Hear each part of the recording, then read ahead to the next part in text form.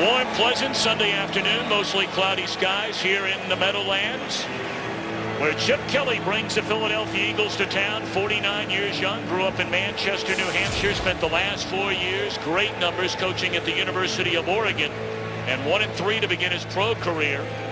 Tom Coughlin, 67 years old, has already won a pair of Super Bowl titles and 151 victories. Saw the numbers against the Eagles. All of those games coaching against Andy Reid. The Eagles won the toss, elected to receive, and they'll get it at the 20-yard line. And that's where 33-year-old Newport News, Virginia native Michael Vick so far has hit on 55% of his passes, 5 touchdowns, only 2 interceptions so far for Vick.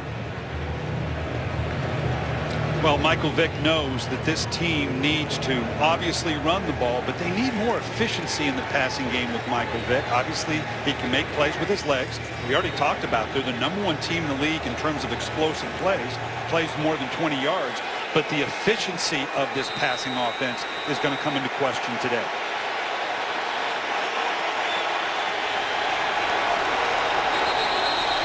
Hawks saw movement from the left guard, the right guard,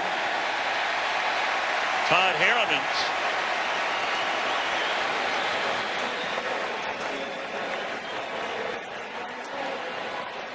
Now, what Tuck also saw was movement by the right tackle. That's a rookie out of Oklahoma, Lane Johnson. Fans can be a factor today, Tom, because as we know, the Eagles do a great deal on the line of scrimmage. If they can make this a long day, communication-wise, that's going to help their Giants. Vick to throw it on first down. In double coverage was Deshaun Jackson. Of course, the Eagles are led in the running game, the #1 rushing attack in the NFL, and it starts with LaShawn McCoy. Which sets up the big plays down the field to Deshaun Jackson. We just saw a shot that way. And on the anchors, they've got on the left side, Jason Peters, 9 years in this league. On the right side, as you said, a rookie in Lane Johnson protecting Michael Vick. Second down and 15, and they give it to McCoy, who has the most rushing yards in the NFL.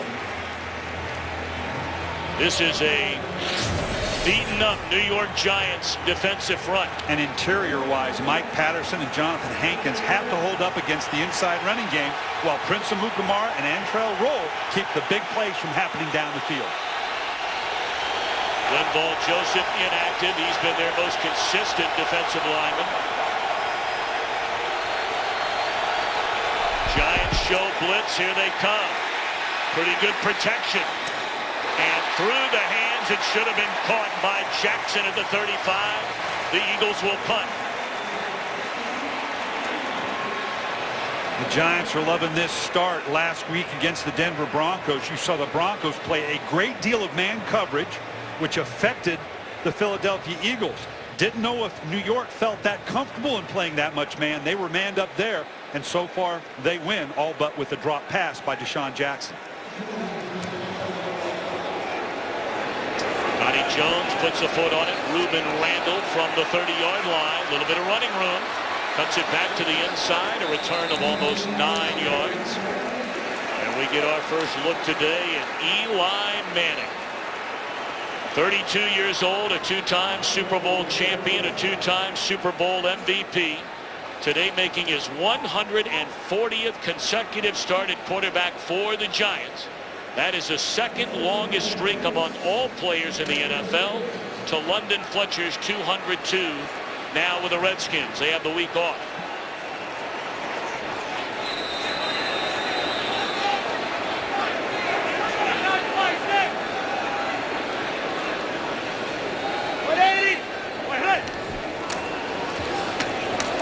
Wilson, nowhere to run, and that has been the story, one of many stories for this highly ineffective New York Giants offense.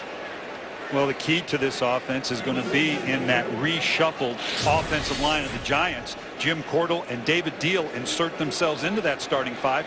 David Wilson, if they're going to run the ball, it's going to be on his legs. And, of course, they're always looking for the big play down the field from Eli Manning to Victor Cruz. Cruz already 3 100-yard receiving games this season, 164 yards last week in the loss at Kansas City. Second down and 9.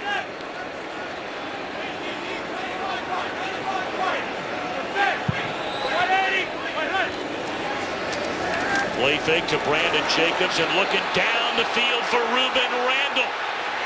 And batted away. Looked like Bradley Fletcher stuck his right hand in between the hands of Randle and was able to punch it loose. Yeah, Nate Allen was down there as well. When we talked with the Eagles, they were very focused on the big plays down the field. They recognized that they were going to have to set their coverages, and boy, he almost had that one. That was a missed opportunity by the Giants and Randle to come up with a big play. As focused as the Eagles are in not giving up big plays down the field, it's amazing that he got in behind the coverage there. 23% on third down. Worst in the NFL. Looking for Nix this time, and they got it.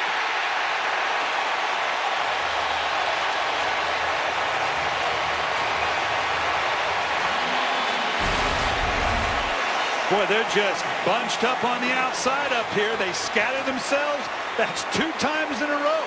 They got behind the deepest. And like we said, the Eagles, who were so focused on just not giving up big plays down the field, have been 2 shots down the field. There should have been 2 big plays. One was a drop, and they're a big catch that now has them inside the 15-yard line. For a team that focused on not giving up big plays all week, the Eagles better back up. 48-yard completion to Nix. They give it to Brandon Jacobs. And he's inside the 5 and down to the 4-yard line. Jacobs figures to get more playing time and more carries following the release of Darrell Scott earlier this week. And really back to where he was a couple of years ago as the power side. Then it was offset of Ahmad Bradshaw. Now on the other side of David Wilson. And if you're going to be good in the red zone, everybody questions what keeps you from being good in the red zone. If you can't run the ball, at some point it's going to be a problem. And that's exactly what the Giants would like to do here, no matter who's carrying the ball. Wilson to the inside, to the end zone. And the double backflip by Wilson. He's been saving that up. It's his first rushing touchdown of the year. Just an inside delayed counter. Nice job on Kevin Booth pulling out and leading. It's one thing to follow a fullback, but now you're going to follow that big 6'5", 320-pound guard into the end zone by David Wilson. If they get the extra point here, the Giants today have scored more points in the first quarter than they have in the first quarter in 4 games. So the big pass play to Hakeem Nicks, setting up the touchdown run. And what a celebration. They've been asking Wilson, are you going to do the backflip?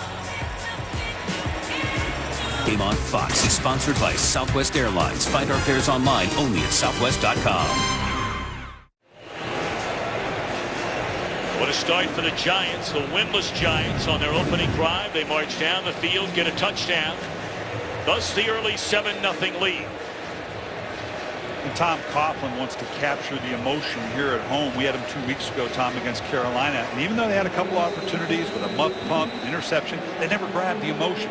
Last week, the same way. This week, if they can hold on to this emotion at home, it'll go a long way to avoiding that 0-5. And once more through the back of the end zone. And once more the Eagles get the ball at the 20-yard line. Talked about his Philadelphia offense. First team through 4 games in nearly 50 years to put up 1,000 passing yards, 750 or more rushing yards. First in the NFC and in the NFL in rushing offense, second only to Denver in total offense. They went 3 and out for only the 4th time all year long, their first possession today. And Vic to throw it on first down. Slings it over the middle. And is that a catch? No. Let's go back and look at the touchdown. The Eagles are all about number counts and plays at the line. Well, you know what? Eli Manning can count too. And down on the goal line, when you only got 6 people, I can count on my offensive line to punch it into the end zone. If the Eagles continue to give the Giants the right number count, you can expect them to run the ball a whole lot more. Second down and 10. run by LaShawn McCoy. We mentioned the most rushing yards in the NFL. 468 of them so far for the 25-year-old out of Harrisburg, Pennsylvania. Leads the league in first down rushes, 10-yard rushes. Also first in yards from scrimmage. Vick to keep it, and dives ahead for a first down up to the 31-yard line. Everybody talks about the read option offense and how much it's being run and not being run. It's kind of fallen off the shelf a little bit. For all the talk about it here in this offense, Michael Vick's only run it once a game in each of the previous 4 games. We saw it there. Pulled the ball down, got around the edge for the first down. Good protection, and just out of the reach of the rookie tight end Zach Ertz, and a flag comes in.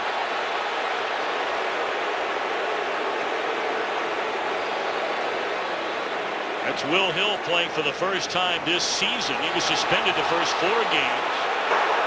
Personal foul, unnecessary roughness on the 25 defense. 15 yards from the previous spot. Boy, we're gonna have to see this. Will Hill's coming over the top, trying to break up the ball. And you can see here, he's going to take a shot. I don't know if he actually made contact. He's leading with the shoulder. Nope, that's head to head. As much as he was aiming and trying to lead with the shoulder, when you get head to head, it's going to get called every single time. That's a good call. Tom Coughlin didn't like it. First time on the field for Will Hill. And he's hit with a 15-yard penalty. McCoy up to the 49-yard line. That'll be a gain of 2. Second down and 8 coming up for the Eagles, trailing 7-0 here in the opening quarter.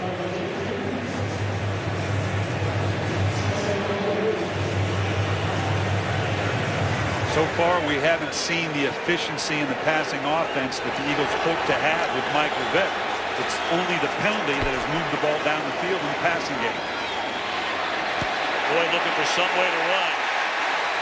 Played beautifully by Jason Pierre-Paul. They're hoping that coming all the way back from back surgery, that maybe a month under his belt, he's getting healthier again. Well, this is a freakish athlete that is dealing with injury, and they're hoping that he can get stronger with every game. There you can see the strength of holding the point and then shucking the blocker to get to the outside, to force it inside and make the tackle. 3rd and 9.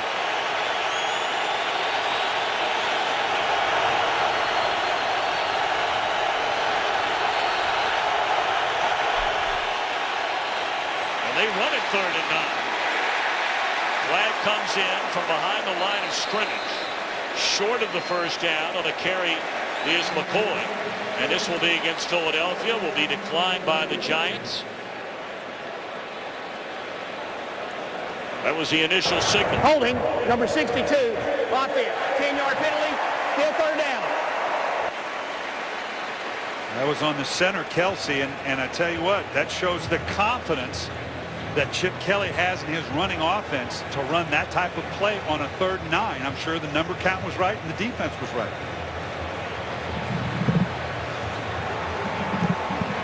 Got a question here why, when you can get a team to punt, you would give them here the most explosive big play offense in the league at 20 yards or more. Give them another shot. I'm not quite sure why you wouldn't turn that down.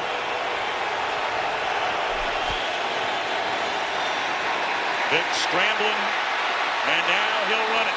Long way to get there, and he will get there, and then some. All the way to the 28-yard line is Michael Vick, the all-time leader in rushing yards by a quarterback. Well, this is going to happen to any quarterback, let alone a Michael Vick with a 4-man rush. He steps up. Everybody has their back turned to him because they're in man coverage. And now you turn a 3rd and 10 when you could have had the punt into a first down for the Eagles. Well, first down, they fake it to Bryce Brown out of the backfield, and then Vick lost a yard. Mike Patterson, the longtime Eagle, covers him up. Of course, Patterson, a former #1 pick by Philadelphia in 2005, started 99 regular season games with the Eagles. And as we said in the open, it's going to fall to him, to Hankins, to Jenkins to clog up the middle to stop LeSean McCoy from going off. You can then focus on the outside edges on Michael Vick to not let this running game hurt you. Design run for Vick here. And he tries to turn the corner and maybe a yard short of a first down. I want to get back to something you brought up, Brian. The carry by McCoy was short of the first down. Yeah. Which would have forced Philadelphia to punt. And other than you're going strictly for field position, nice jam on the inside. But boy, you're worried about your offense being pinned down with a short punt or whatever. I don't know. I don't have an answer for you as to why you would not push a team off the field when you have them beaten on 3 downs and force them to punt. Well, they went with Bryce Brown on 3rd and a yard. They do not get it. Mundy stacking up along with a rookie Hankins playing in his first NFL game. And now Alex Henry, a 40-yard field goal try. And this one right down the middle. He had missed field goals in 3 consecutive games from that distance. Eagles on the board. Bud Light, official beer sponsor of the NFL. 10 plays, 58 yards. It ends with an Alex Henry 40-yard field goal. Take a look at the defensive numbers for these two teams. Dead last and next to last in points allowed per game. David Wilson from the 7-yard line. Escapes 1 tackle, then dragged down at the 23. We're just outside the Big Apple. The NFL on Fox, 7-3, Giants in front. Game on Fox is sponsored by the all-new 2014 Chevy Silverado. By KFC, the official sponsor of Couchgating. KFC plus football equals Couchgating. And by Geico, 15 minutes could save you 15% or more on car insurance. New York style pizza there, Brian. Can we go a little bit of that right now? Can we get one of those up here? Huh? Let's send out a runner. You're the guy that won a Super Bowl. You ought to have some pull. First down, play action. Eli fires to the far side, and once more is able to complete the pass. First catch today by Victor Cruz. Well, you showed the numbers, Tom. These defenses have struggled, and for the Eagles defense, Trent Cole and Brandon Graham have to be the pressure that comes from the outside. D'Amico Ryan's brought in. He has familiarity in this new 34 defense, and Earl Wolf, due to the injury in the backfield to Patrick Chung, he's going to be the guy that's got to get deep as the deepest, because right now New York's shown they want to put the ball deep. Wilson on a 2nd down carry, 2nd down at a yard, able to pick up the first down up to the 35-yard line. Of course, Wilson's a guy they drafted ultimately to replace Ahmad Bradshaw, and they are still waiting for Wilson and this running game to get things cranked up. Well, that's the heart of what the New York Giants want to do, of course, and Tom Coughlin, time of possession. It's noteworthy that San Diego and Kansas City had the ball for almost 40 minutes and kept this Philadelphia Eagle offense off the field and on the sideline for the majority of the game in those 2 losses for the Eagles. There, Pasco leading the way for Wilson. Tries to turn the corner. And able to pick up close to 4. And we check in for the first time back in Los Angeles and say hello to Kurt Menefee. Hello, Tom. Seahawks off to a good start at Indy. That's Golden Tate. 10-yard touchdown from Russell Wilson. Seahawks have had the ball twice, scored both times. They lead it 10-0. Tom, Brian, and Laura. All right, Kurt, thank you very much. Of course, Kurt and company, they'll all be here on both Fox Sports 1 and right here on Fox Sports, coverage of the Super Bowl that will be played, of course, here at MetLife Stadium.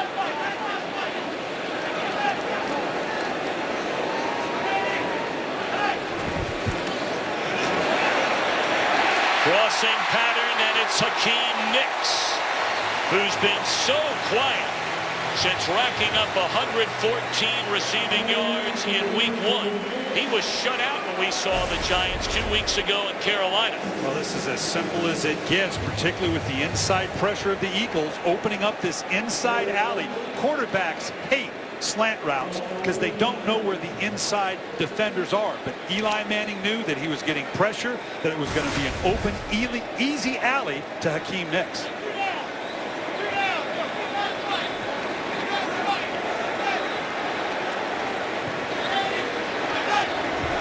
Brandon Myers in motion. Manning down to the 32-yard line, and once more it is Victor Cruz. Cruz, the 10th most receptions in the NFL for the 4th most receiving yards. Just down in here, they're spreading out this defense of the Eagles. I'm a little surprised to not see more passive coverage by the Eagles. This is great hands. That's the kind of ball that gets intercepted when it's high like that. Maybe just tips off the hand and the corner comes in behind it. That's great hands by Victor Cruz. Good start for Eli Manning, hitting on 4 out of 5. Had the big 49-yard completion to Hakeem Nicks. And they give it to Wilson. And that'll be a gain of 3.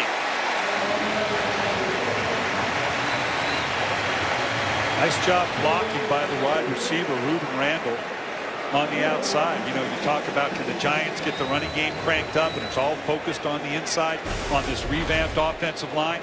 But you're going to see on the very top of your screen, Ruben Randall comes in, he stalks, he comes back, and cracks back on a nice job on the rookie, Earl Wolf. If you're going to run the ball well, particularly on the outside, your receivers have to be a factor.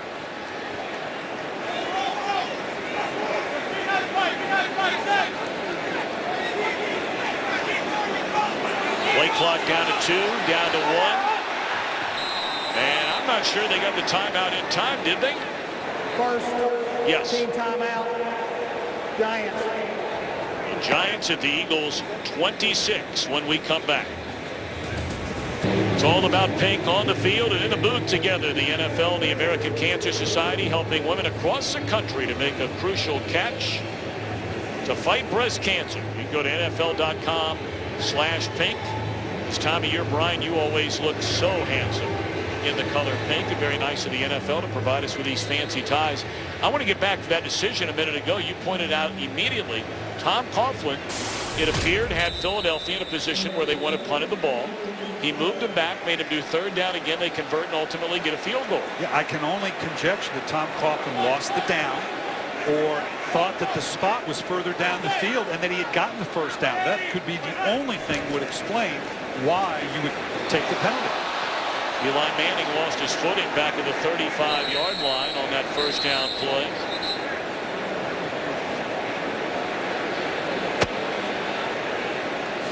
There's no penalty flag, but they're conferring about something down here.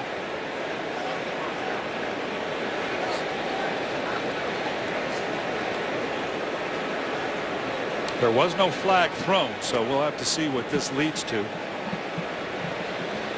Unless they're talking through the, I don't know that it can be intentional grounding because the ball, he was inside the pocket. There was no apparent receiver. Intentional grounding, Yeah. number 10 on the offense. 10-yard penalty from the previous spot. There was not a receiver in the area. Lost it down, 2nd down.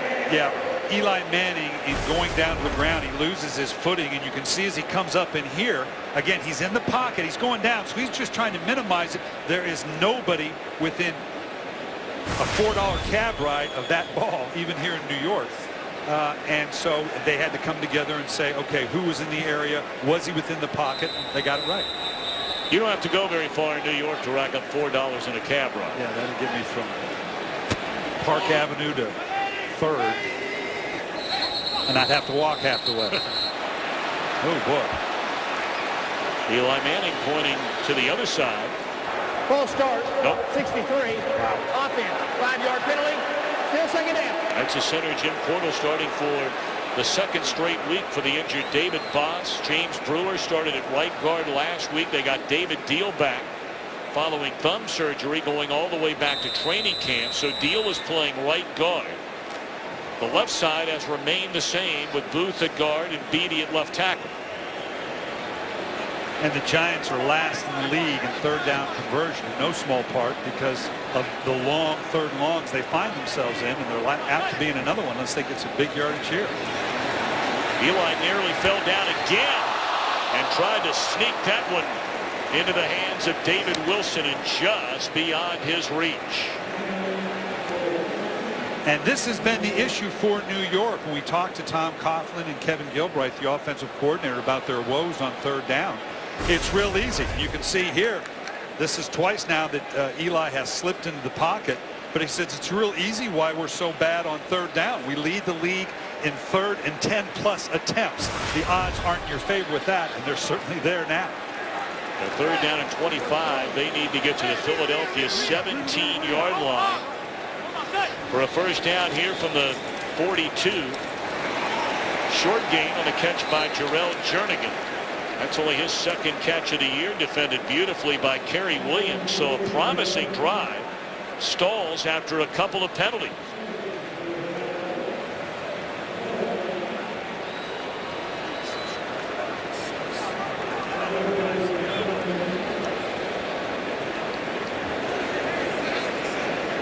So now Steve Weatherford on to punt.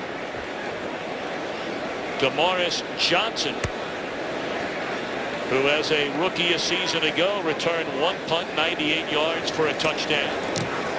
And try to pin him inside the 10 here.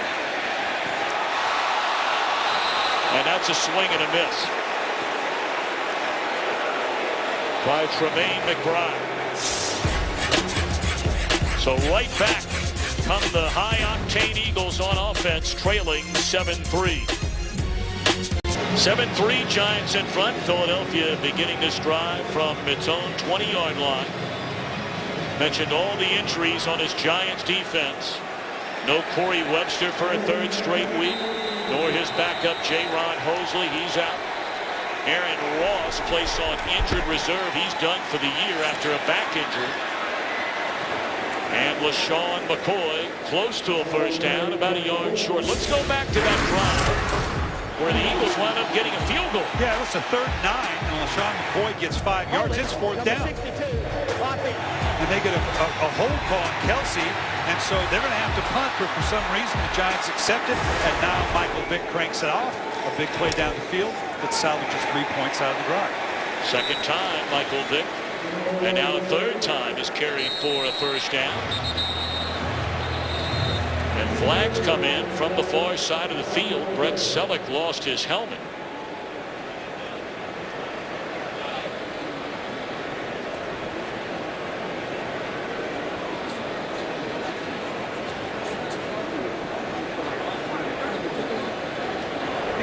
Personal foul, unnecessary roughness, number 26. Defense, 15 yards from the end of the play. First down. That's Antrell Roll. Two-time Pro Bowl safety. And they're all wadded up here on the inside. He must have a hand on the helmet. When the helmet comes off like that, yeah, that little pull right there, pulling the helmet off. And Tom Coughlin saying, come on, you're smarter than that. That last little bit was not needed, and it just cost us a penalty. Now Vick looking for Ertz, a tight end, and defended beautifully by the third-year linebacker Spencer Pazinger. Pazinger coming off his best game of the season last week, got his first career sack.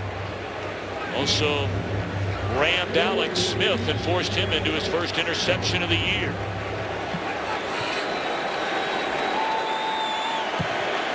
Vick has not completed a pass, and we've played nearly an entire quarter on the ground, and McCoy slips a couple of tackles and somehow turns about a 7-yard loss into a 3-yard gain. Well, the New York Giants are very comfortable with their linebacking group matching up with the tight ends Brett Selleck on the Philadelphia Eagles. That allows them to stay in base personnel to a certain degree. That helps them against the run.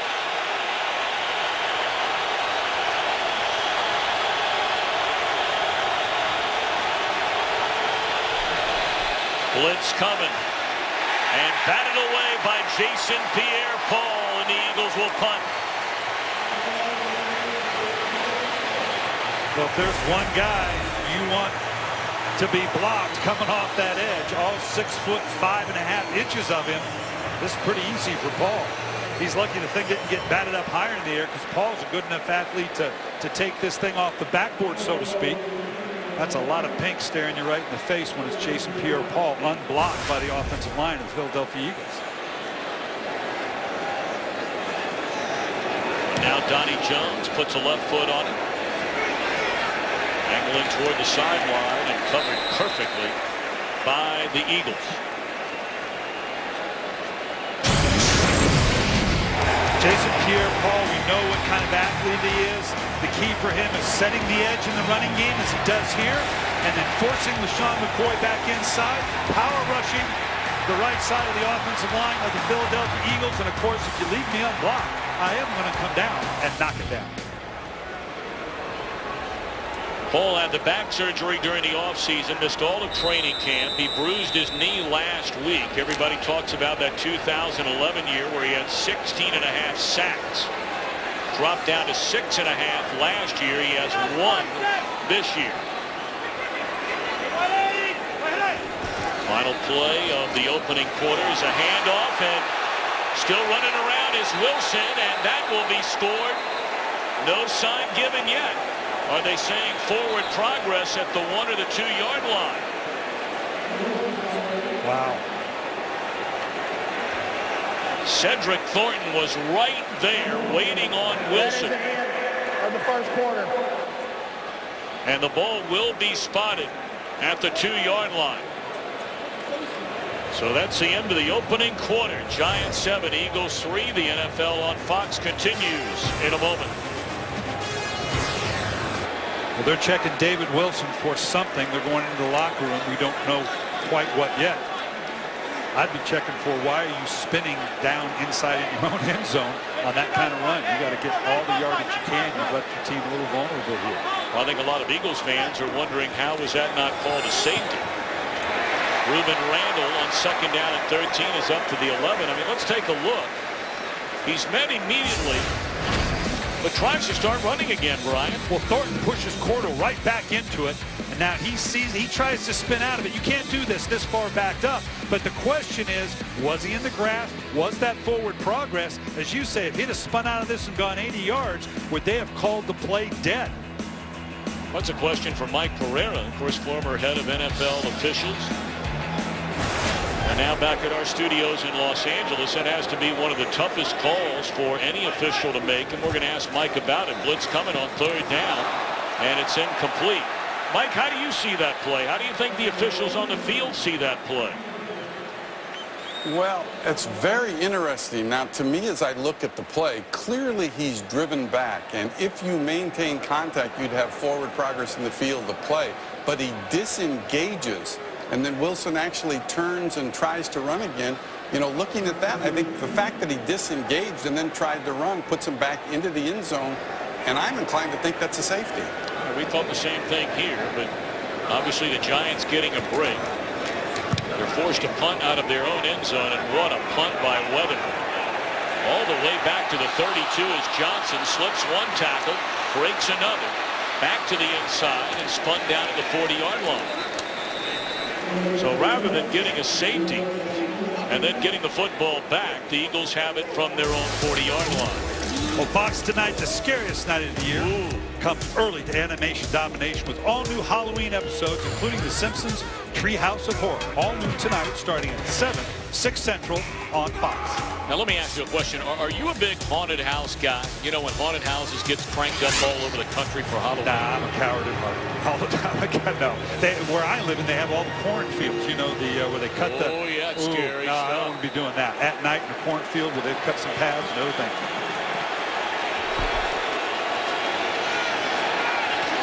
They dump it off to LeSean McCoy. Good blocking in front of him. And that's a gain of nearly 13 yards. Got a good block from his center, Jason Kelce. That's a tough play for the Giants. We got a guy down here. He's either hurt or winded. It's Matthias Kiwanuka. They're going to come out and take a look at him. The Eagles were already back offensively to the line of scrimmage. And we'll be back. Today's Game on Fox is sponsored by DirecTV. If you call yourself a sports fan, you gotta get DirecTV. By Corona, who invites you to find your beach this football season. And by Windows. Michael Vick and the Philadelphia Eagles trailing 7-3. A first down at the Giants' 48-yard line. Vick did not complete a pass in the first quarter.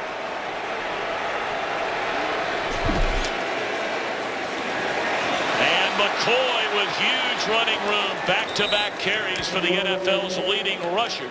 And he's down to the 31-yard line.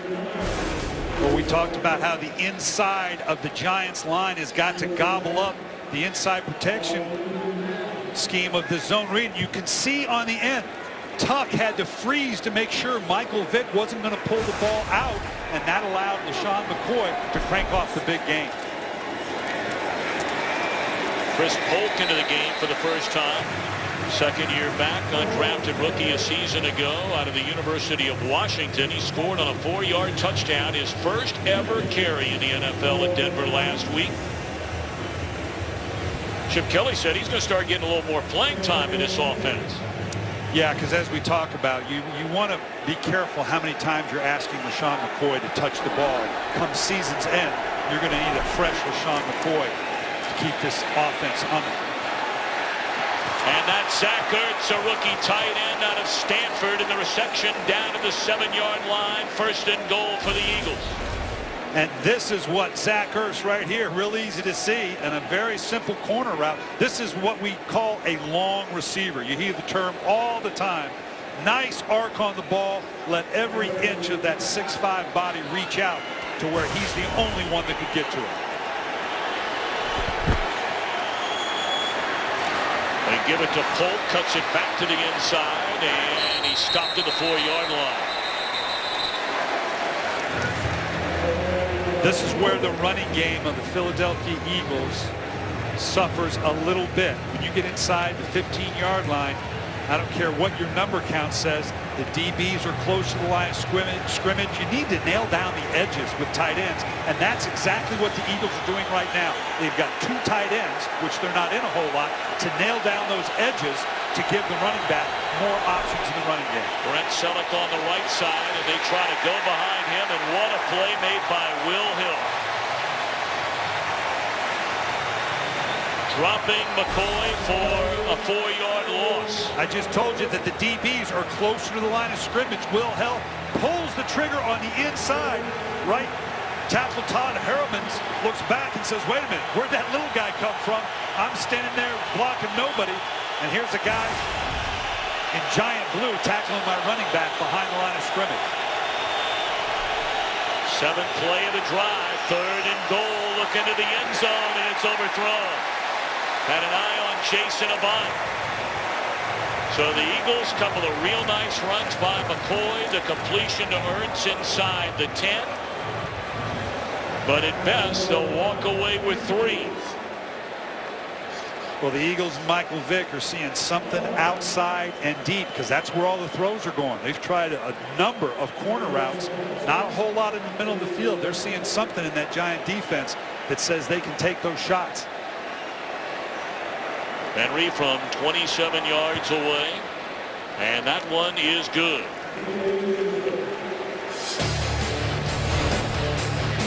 Our cameraman David Strump down there in the hat, taking a hit from Antrell Roll. Come on, David, you got to get up. We're a few players down this week. That was helmet to helmet, eh? The Giants defense. First and goal for the Eagles at the 7-yard line, and they hold Philadelphia to 3. And Antrell Roll, you thought, was leading with his helmet there on David Strump. Yeah, that's a finable. I don't know if it comes from the league, but he may get a letter from Fox for taking out David Strump. This is part of the concussion protocol. He just got a call from his mother. You know who this woman calling you is and why she's got your number. I think he's okay. So that's our protocol at Fox. The NFL, you have to see doctors in a series of tests. And Brian, you're saying that you just have to know if mom's calling. If you recognize the number, you're okay. is sponsored by the 2013 Ford F-150 with EcoBoost. Hope you're having a great weekend. We welcome you back to MetLife Stadium. David Wilson has come back from the Giants locker room. Helmet on, appears to be ready to come back into the game. Laura Okmin is standing by for a report. We'll get to her after the Giants snap it on first down from the 20-yard line. Play fake. Had a wide open Hakeem Nicks. And Eli missed him. How about it, Laura? Tom, it's actually great news that he is out here. He was in the locker room being evaluated for a neck injury, so looks good if he's able to go in, the fact that he's even out here. Also, last time we saw Kiwanuka, he was on the field being tended to. He has his right ribs, right side, patted him up. It looks like he is going to go back in the game as well on the defense. All right, Laura, thank you very much. Brandon Jacobs. Out of the I formation, they give it to him. And that's a gain up to the 26, I beg your pardon. It'll bring up third down and 4. We check in from Los Angeles with Kurt Menefee. Well, Seattle blocked an Indy punt for a safety. The Colts returned the favor. They blocked a kick, and then Delano Howell takes it 61 yards with a couple of moves at the end to get past the kicker for the touchdown and a 14-12 Colts lead early in the second. Tom, Brian, and Laura. That's a good one there. Seattle, first time in team history off to that 4-0 start. Got the win on the road against the Texans in overtime. And now on third down, Manning out of the shotgun. Throws it into traffic. And that is defended beautifully by Bradley Fletcher in coverage of Ruben Randall. So 3 and out for the Giants. And on first down, they missed a big play to Hakeem Nicks. That hurts because we talked about having to convert on the 3rd and longs. That was a 3rd and medium. And in the punting game, the punter for the Giants, Sean Weatherford, he's got to keep that thing outside the numbers because of the return game. Tom Coughlin made it very clear that he did not want the ball down the middle. And a fair catch. Steve Weatherford punting to Damaris Johnson. And the Eagles start at the 29-yard line after a 45-yard punt. Welcome to the NFL. Charles James just activated off the developmental squad. He's got Brandon Boykin and Kurt Coleman showing you what life like a gunner is for in the National Football League. He's got to be thinking, really? I'm a developmental squad guy. Do you really need 2 of you? Yeah, that's how it works, son. And give it up to Coleman. It's a guy who started his first 3 years in the league, and now he's been relegated primarily to special teams.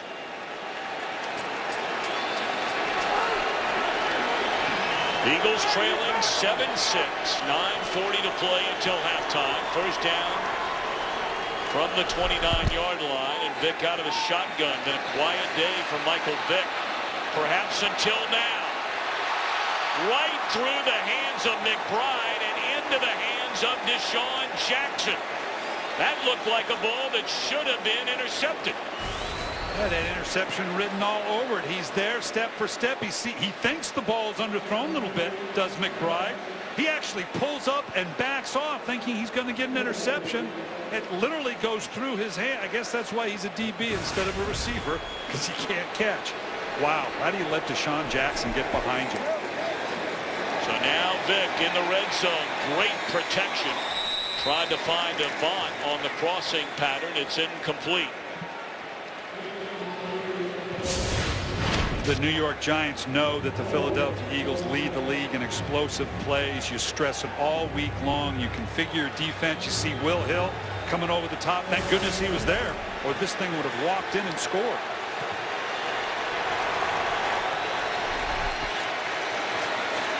They're going to run it inside the 10, inside the 5, and that's a first down to the 1-yard line. First and goal for the Eagles. The center Kelsey and the right guard Harriman's leading the way.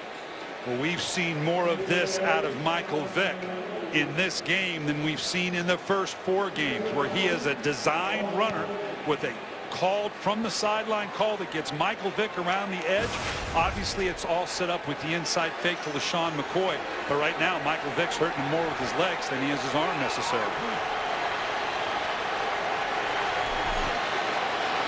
First down, and McCoy waiting officially on the Signal for a touchdown, and now we get it. LaShawn McCoy, his third rushing touchdown of the season, and the Eagles lead for the first time today. Like we said, the Eagles get 2 tight ends in the game. This is a simple inside zone play. Just push and shove, a scrum, big body on big buddy. No number count there, no checking at the line. Just see who's bigger and wants it more.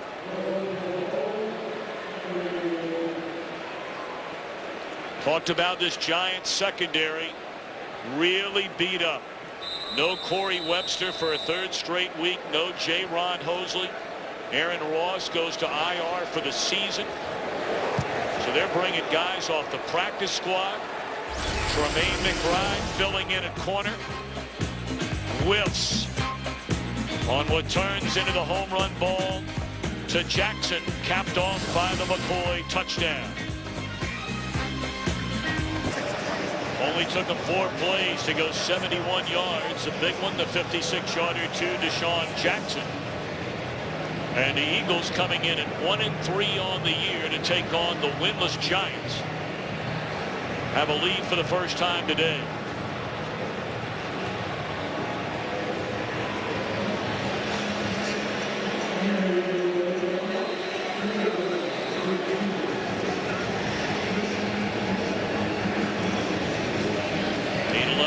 Until halftime. Giants will watch that one sail through the back of the end zone. I'd like to remind you, coming up on Saturday, the American League's best teams will look to their brightest stars to make the next unforgettable play, leading them to the ALCS and then on to the World Series. Legends are born in October. Boy, how many have been born in this area in the Bronx. Baseball's postseason, the ALCS, begins Saturday at 7:30 Eastern, Game 1. Only on Fox, and of course, right now, unless Tampa Bay can get it together in a hurry, trailing 2-0 to the Red Sox, the ALCS next Saturday will be coming your way on Fox from Fenway Park. Up to the 24-yard line on first down for Brandon Jacobs. This Giants offense has been very quiet the entire year. They've only scored a total of 7 touchdowns, but look inside the game today. 115 yards, 5 first downs in the opening quarter. That's the last time the Giants had a first down.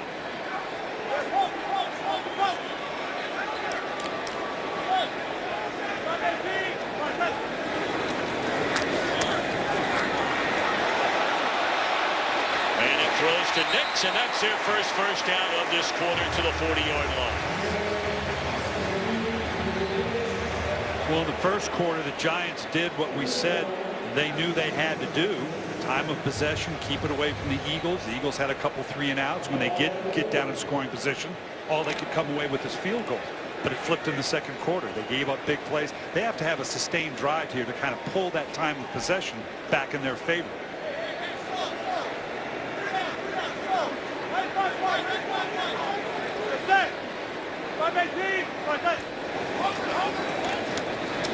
Quick throw once more to Nix, and run out of bounds after a gain of almost 9. Of course, Nix had back-to-back 1,000-yard receiving seasons in 2010 and 2011. And last year battled through a foot injury, a knee injury. Only played in 11 games. And outside of the series opener, Brian, you wouldn't even know he's on the field for the Giants the last 3 weeks until today.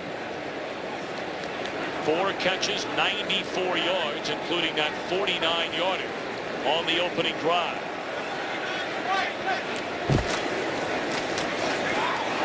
Ball's loose. The Eagles say they have it. Brandon Jacobs coughs up the football, and Tom Coughlin has been down this road before. That is the 17th turnover of the year for the Giants. Well, the problem had been with David Wilson. They've got the big back Jacobs in there, and the ball just comes out. He didn't get hit.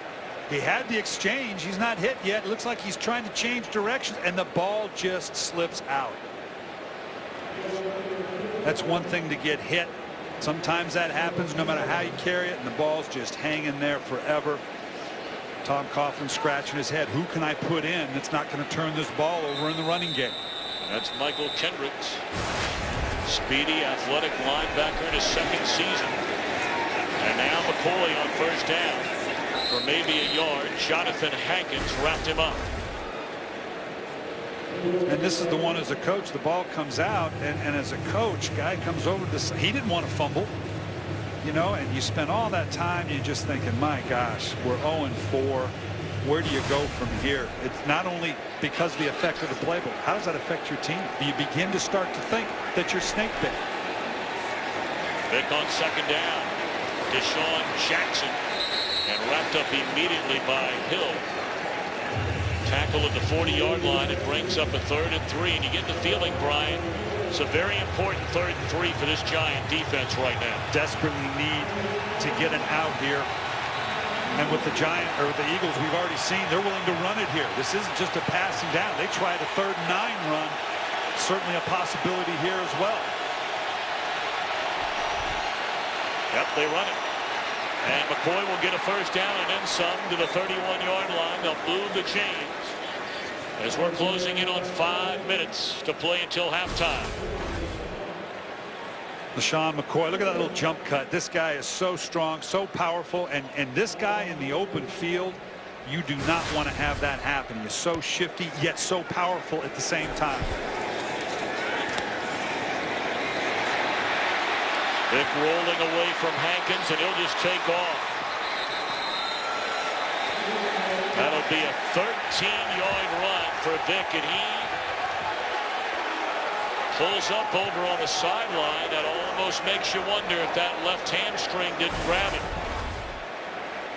He just striding it out. He knows he's going to get out of bounds. And all of a sudden, once that thing grabs, he's a good enough athlete. If he started to feel it, he can pull up and protect himself. But right there, you know he could feel it pull up. And yet Vick is going to remain on the field. Of course, Vick won the job in training camp. In a battle really with Nick Foles. They threw Barkley into the mix. They handed off on first down to McCoy. He's bottled up to the line of scrimmage. And once more, it's Hankins right in the middle of all that, along with Rodgers. Now, Tom, it is a little muggy here. You wouldn't think it was misty in the morning. It's a little warmer. Hopefully this is just a cramp, that he felt a bit of a cramp. He's telling him, look, I'm okay. Hopefully that's all it was, and he can work it out.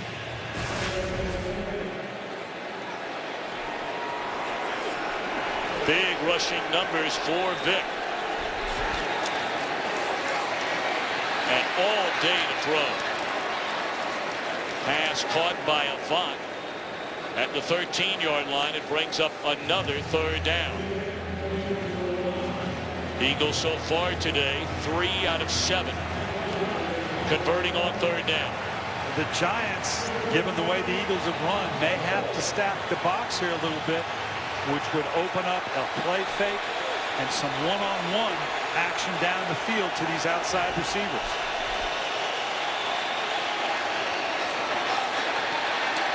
And McCoy is short of the first down on a catch out of the backfield, and Vick was hit after he turned it loose.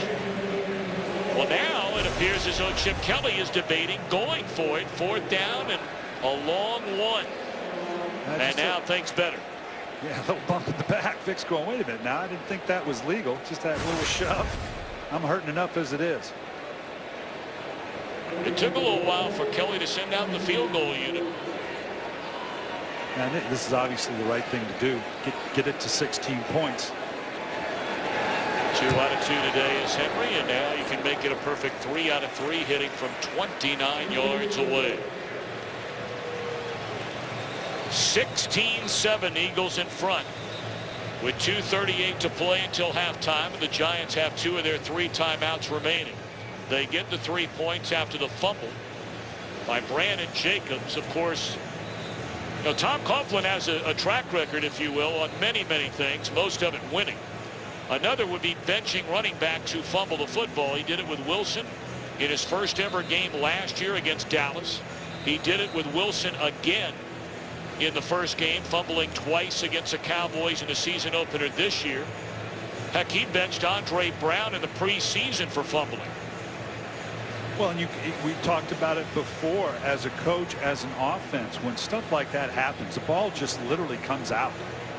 you do begin to question, look, is this just fate? Is this not our time? Are we destined for this to be us? When a guy like Brandon Jacobs just flat lets go of the ball, you worry about that. Here they're working on Vic. My guess is that he's cramping just a little bit in the way that he's reacting to it. Hopefully more so than than a pulled hamstring. Jarrell Jernigan going to bring it out from deep in his own end zone.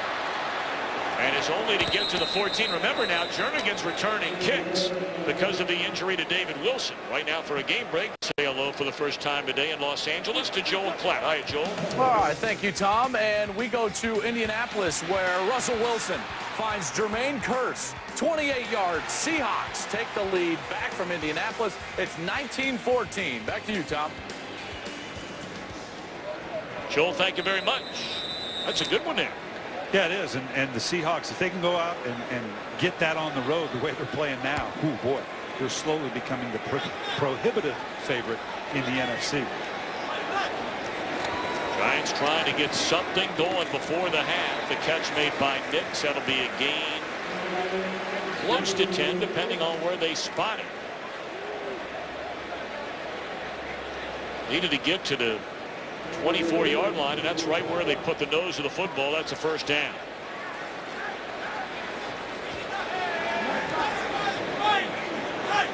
Closing in on the 2-minute warning.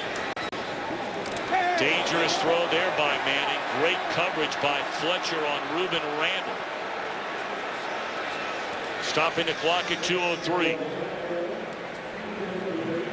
And Eli Manning figures he's going to get these kind of throws because outside the shots he took early in the game where he set them up for their lone score, this Eagle defense is staying true to form. They're backing up, not giving the big play, and the consequence is that the Giants, as you can see here, haven't done a whole lot with it.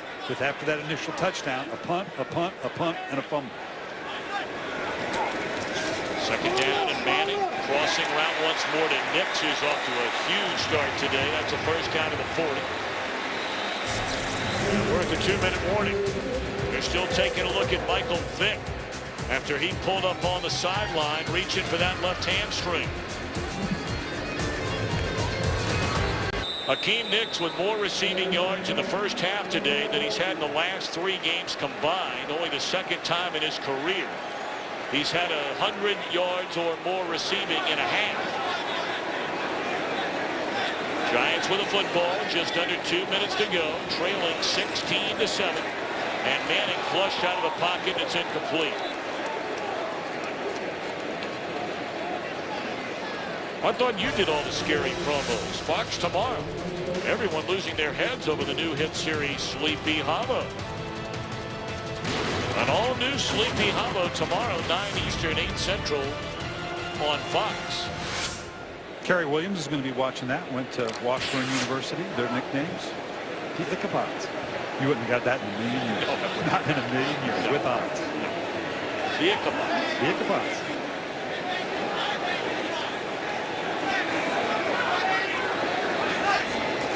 Second down. Manning good protection this time, looking for Ruben Randall. And broken up by Bradley Fletcher. And Randall is hurt. Down to the 13-yard line, gripping it looks like his hand or his finger, perhaps a wrist. Fletcher played it perfectly, just kind of baited it in, got that right hand around, but no penalty there. Didn't change the impetus of the receiver. Nice timing. Looks like either came down on the elbow or the wrist.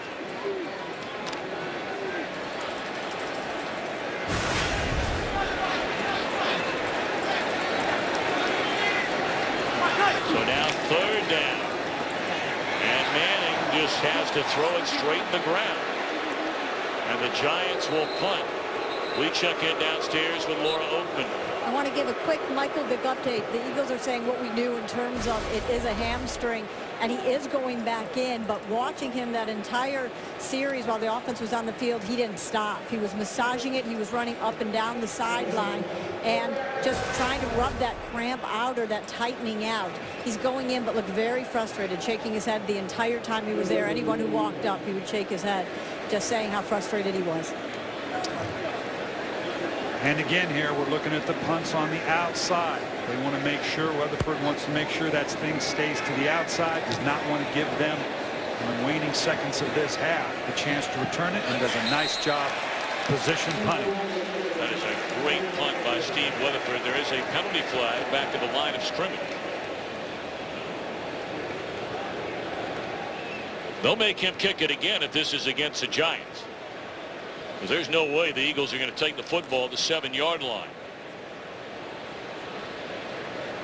Offside, number 22 of the receiving team. The penalty's declined. First down. So the Eagles will get it at the 7-yard line. Penalty against Philadelphia. And now Michael Vick back out there despite the injury to the hamstring, has all 3 timeouts and 1:33 to play until halftime. I'll be interested to see what do you want to do here. You're backed up with 1:33. Your quarterback's got a little bit of a leg. I mean, the Eagles are aggressive by nature. It's part of Chip Kelly's DNA.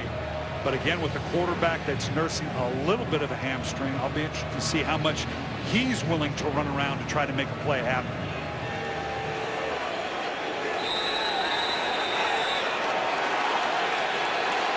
Well, he's got McCoy standing next to him. 3 receivers set to the bottom of your screen. Play fake to McCoy. Vick gingerly rolls to his left and throws it away. Took a big hit from Jason Pierre-Paul.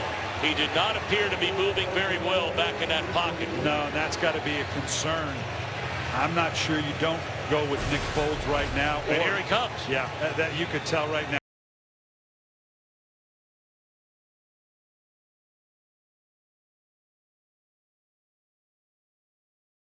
A new quarterback in the game, backed up on your 7.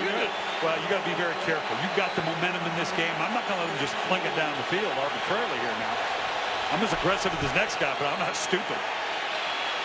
Well, safe throw there to McCoy, and he'll be about a yard short of a first down. Clock continues to run. Foles, of course, is a rookie out of Arizona last year. 7 games, 6 starts, 6 touchdowns, 5 interceptions. This is the 3rd game he's played in this year. In the blowout at Denver last week, hit on 3 out of 4, and they convert on 3rd down. And now Foles, we'll see if he hurries them up to the line of scrimmage. We're under a minute.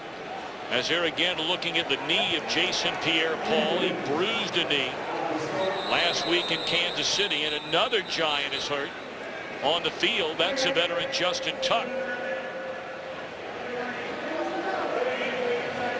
This has been an extremely rough stretch for these Giants, to say the least.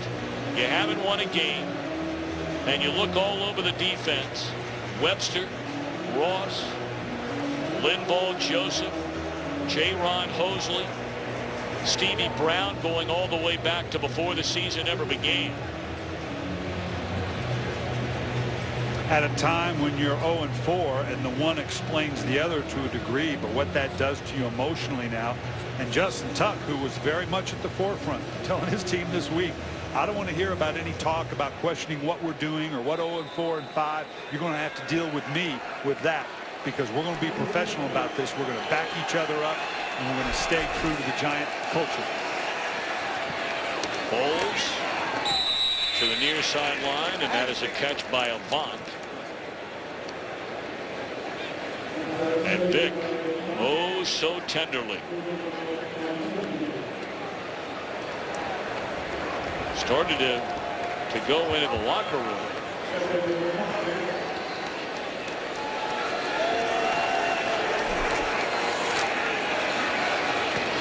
And another safe throw as McCoy tried to turn the corner on Keith Rivers. And once more, it came on a 13-yard run to pick up a first down. He gets outside. You can see Jason Pierre-Paul gets sucked inside, then comes back out and is able to run it down. And you could see Vick just couldn't pull away. Normally Michael Vick, even if it is JPP, could usually get around that corner, and he had no push on it whatsoever. 3rd down, and a catch made by McCoy out of the backfield, and that is good enough for a first down up to the 35-yard line. Clock at 31 seconds to play. The Eagles have 3 timeouts. Even with 31 seconds, they have the opportunity now. I don't know if they're going to force it down the field, but Nick Foles will take this chump change all the way down, at least into field goal position. Spotted just beyond the 35.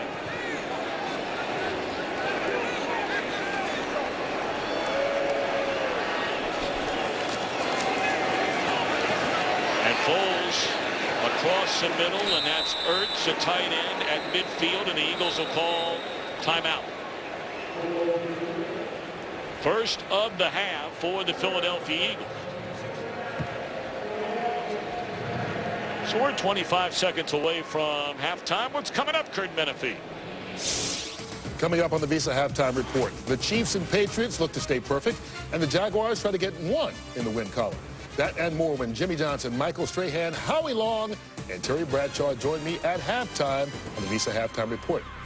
That's stiff even for Howie, isn't it?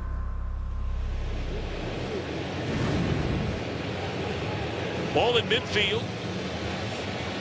Had significant injuries already in the game today. We'll wait on the second half to find out about Vic. David Wilson has not come back after suffering a neck injury. You saw Paul on a sideline a moment ago, and Tuck had to leave, although Tuck is back on the field. Brown wrapped up in the open field by Hill at the 44, and another Eagles timeout. 19 seconds left. Well, they need about another 10 yards or so to get into field goal. This has been a nice job by Foles just to work his way down the field with nothing but underneath throws. Brian, you're always on the lookout for the uniform police. Yeah, how do you get that job? What are the qualifications for that? Obviously, he's going through his checklist here to see if he wants to make sure everybody has pink on. That's the old Giant great Joe Morris. How about that? That's a copy of the bill that you get. Take a look at that thing. What Joe Morris. What an outstanding player he was. That's Jason Pierre-Paul back on the field, dropping Foles all the way back at the 43 just as he got rid of it, and there is a penalty Offside. flag. Number 90, defense. That's why 5-yard Paul penalty. got there so quickly. First down. The uniform / on-field inspection. That's a lot of stuff on there. I'm glad they don't check us. Although you do look pretty good today. Yeah, Jason Pierre-Paul, the reason he got Nick Coles so early is he was offsides. So it is a first down after that penalty to the 39-yard line, and Foles, that's miscommunication there. He thought Jackson was headed down the sideline. 9 seconds left, and you have 1 timeout. Yeah, you're not in you're in field goal range in terms of you take a shot, but you need a few more yards here to make this a makeable field goal. So that was a bit of a shot with 9 seconds. You've got 1 timeout left, so you can do what you want with this to get it in field goal position, but you got to get that timeout called very quickly. Alex Henry's career field goal long is 51 yards, so you need about another 8 or 9 yards here, and they're going to get plenty of that. 4 seconds left, and Jackson makes a catch at the 18-yard line. So Foles comes on from his own end zone and takes the Eagles in a position for a field goal try. That was a beautiful throw. You could see Deshaun Jackson was looking on the inside. Foles threw it where the only safe place to put it to the outside. He adjusted. That's a big-time play there.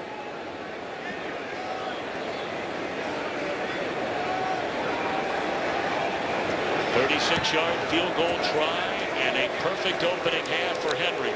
And how about Nick Foles? Came on when the Eagles had the ball at their own 7-yard line. A lot of easy, safe throws, but delivered his best throw on his final throw, the completion to Jackson. And the Eagles cap it off. Foles going 7 of 8, 68 yards on the drive in relief of the injured Michael Vick. And the Philadelphia Eagles fell behind on the Giants' opening drive 7-0. And they scored 19 points unanswered. Well, and that's Nick Foles coming off cold. We may very well see him in the second half because they may not want to test that pulled hamstring of Michael Vick. NFL on Fox continues with a Visa halftime report coming up after.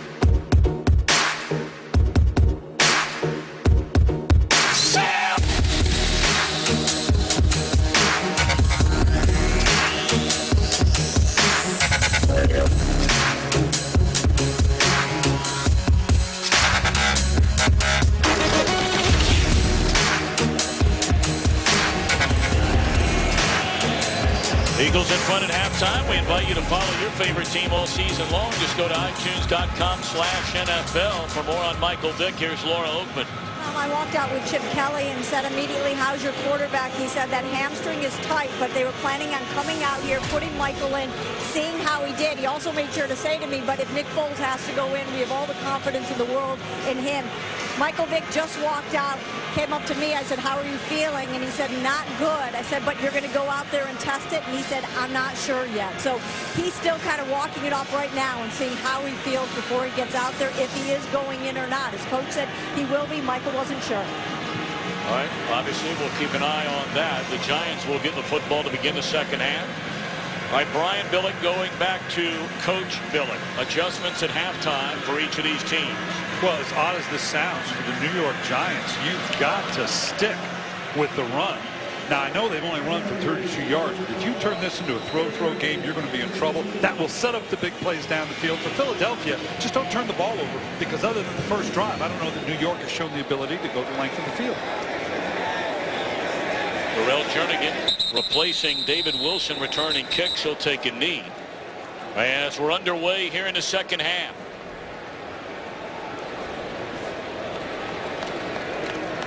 Wilson, you may remember, and that was a play we talked about where it looked like the Giants defense in the opening quarter, not looked like, they had stopped Philadelphia on the third down. It was a holding penalty against Philadelphia. Tom Coughlin took the penalty. They had another chance on third down and 15. Vick ran for a first down, ultimately leading to a field goal. But on that drive, David Wilson was injured the drive prior to it on offense. First down carry to Brandon Jacobs, and he's up to the 24-yard line, and we check in once more with Laura. Tom Coughlin said that first half, it's all about the offense right now, or lack of it. Said first drive was outstanding, second drive very good. Then what followed after that was them hurting themselves with the penalties. Said we've had guys who are open. We have to be able to get them the ball. And like Brian said, he said we've got to get the run game going. Consistency is what we need in the second half. Well, they're trailing 19-7. A gain of 4 yards on first down. Brandon Jacobs, whatever load there might be, figures to carry that load. With the injury to David Wilson, he'll get the football for a second straight time. He fumbled in the first half, you may remember. And he lost yardage there. It'll bring up third down and long for the Giants. Their offense has been so poor this entire year. And they were awful outside of the first drive, which was a touchdown drive. Well, I go back to the time of possession. We talked about how important that is when you're playing an Eagle team now. And right now, the time of possession is actually in favor of the Philadelphia Eagles. That's going to have to flip if they're going to get back in this. Manning 10 of 20 in the first half, 152 yards without a touchdown or an interception. And he just throws that one, a jump ball. And it's incomplete. So the Giants begin the second half with a 3-and-out.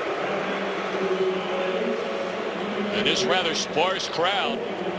It's a sellout, obviously. Every game here at MetLife Stadium is sellout. But a number of empty seats. These Giants have began this year 0-4.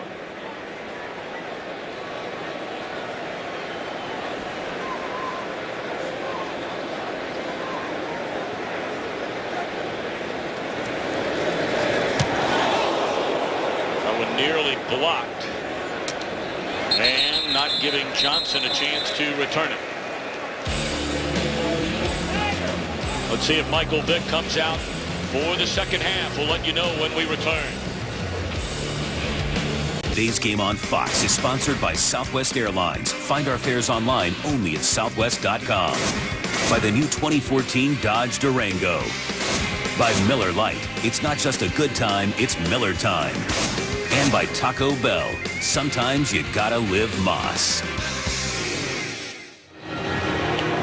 We asked the question going to break, would it be Michael Vick to begin the second half? And there you have your answer.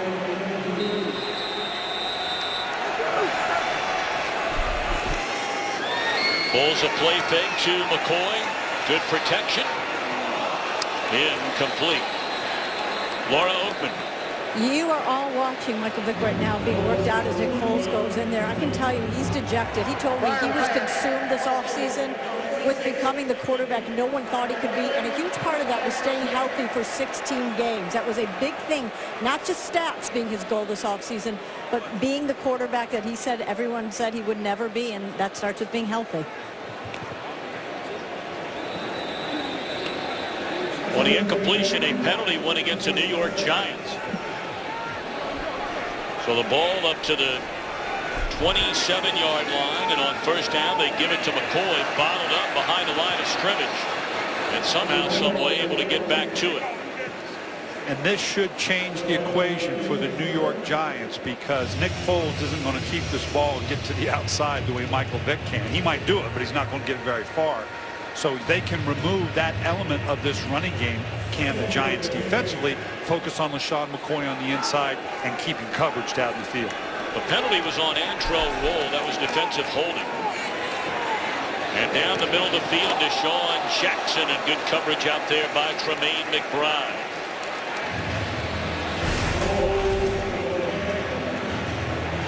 Pretty good throw by Nick Foles. I'm amazed that the Giants are willing to let this kind of one-on-one matchup between Deshaun Jackson and McBride. Gets a hold of that hand right there. You might have thought catchable, but boy, I'm going to hold your arm down and see if you can pull the ball in. Now third down and 10. Foles rolling, throws, and very close to a first down. Depending on where they spot it, it looks like it is a catch made by LaShawn McCoy for a first down. And he's right on the edge here. Obviously possession and both feet. He's in the middle there. Does it? Looks like a wide receiver. Oh, is that toe in or out? Boy, that's a tight one. Yep. And now they're going to bring about the challenge. First team timeout. Giants. Well, the Giants did not throw the challenge flag. Tom Coughlin, the Giants sideline, called a timeout. Yeah, I assume because it stopped play that it was the challenge. He may be buying himself some time here to have that thing looked at. Now he's burnt the timeout in doing it anyway, but obviously he's got it in his hand, and he's trying to listen to his booth upstairs as to was he in or out. Now he's going to do it.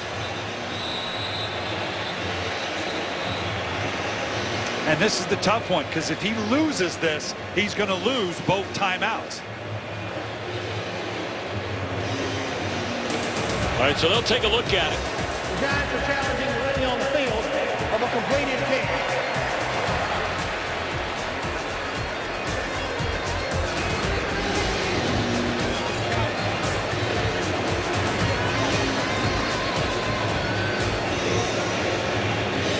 Well, we're going to keep it right here. Here's the tough part. If you think you're going to challenge, throw it. If you lose the timeout, so be it. But call timeout and now challenge. He's got to be awful sure that indeed this thing was out of bounds. Brian, walk us through a little bit. And I know every team's a little bit different, but you know, trying to get word from upstairs, how does that happen for most teams? Well, you've got guys watching this, but even that at best, as this thing rolls through, for instance, they're seeing it like we are right here. Is that in or out? Now you want it to be out, and your emotional instinct may say, coach, he was out of bounds, but do we get a view? Remember, this was viewed as a catch right there. I don't see anything that would overturn this. He may have been out of bounds, but we don't have Hawkeye here in the U.S. Open where we can tell, you know, just by the centimeter whether he's in or out. It was ruled a catch. I haven't seen anything to definitively. He's got control of it as he goes down. It looks like he has it throughout. Well, bobbled it a little bit there. No, Tom Coughlin, you know, in this instance, he may have saved himself the first down because that movement of the ball, meaning a timeout. Also now, and a first down. You're right. Exactly right, because now that's going to be ruled as an incompletion. He may have dodged one here. So this is at through the process. Absolutely. And here's the key, not whether his foot is out of bounds. That's what I've been focusing on, and I can't tell. He's got the ball up here, right? But now as he comes down, I want you to watch underneath as the ball comes out. Right there. Excuse me. He's got the ball coming out right here. That thing's beginning to fall out. And he's lost control of it right there. Well, Mike Pereira back in Los Angeles. Is that the way you see it as well, that this is through the process? I always agree with what Coach Billick says. That's right. That's a smart thing to do. Loose. Coming loose when it hits the ground. Now, he'll still get charged with his original timeout because he didn't challenge at that time, but he will win this one, certainly should win this one, and then won't get charged with the second. But this is the process. I think the two toes were on the ground, but it came loose on the way to the ground, and then again when he hit the ground. So, all right, Mike, I got a more important question for you, all right? Real quick before Walt Coleman comes out. If you agree with Billick all the time, why'd you fine him almost $100,000? I needed to build an addition on my house. Good enough. All right, here's the call. Which I've not been invited to yet, by the way.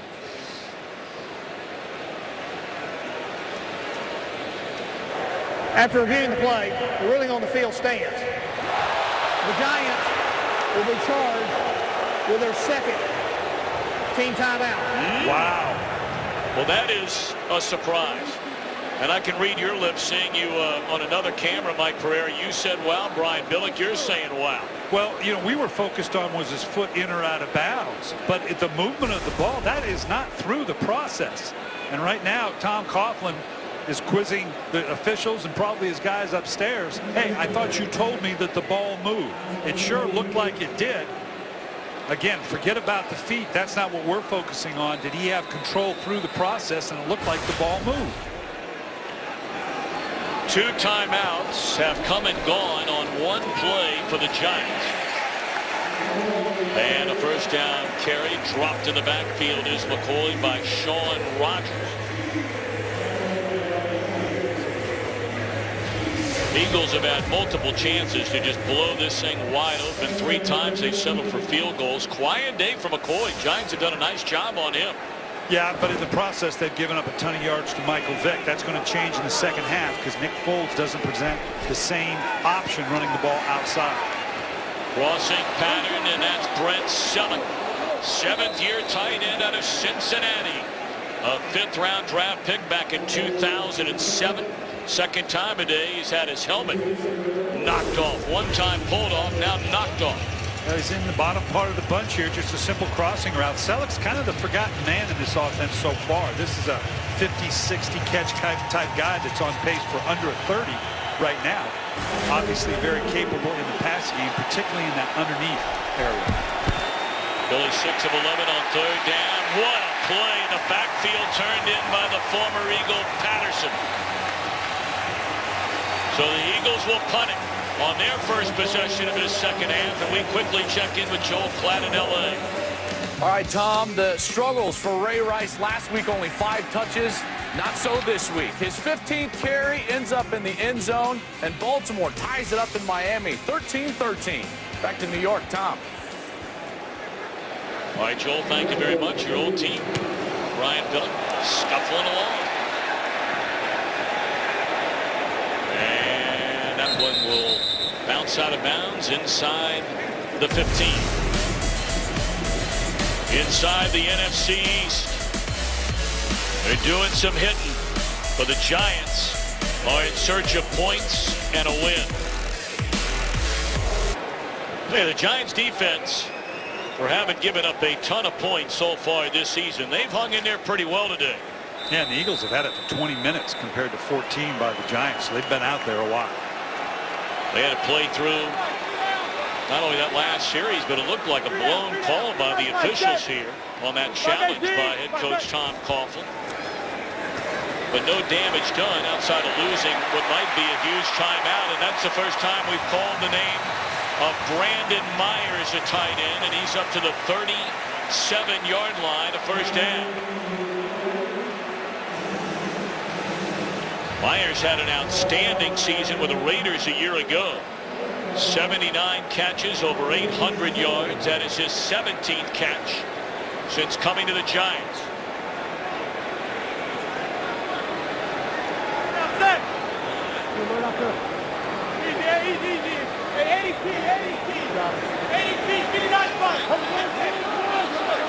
Manning seeing one-on-one on the outside. Eagles bring the blitz. Giants pick it up, looking for Cruz, and it looked like it got through his hands. He's looking for a flag.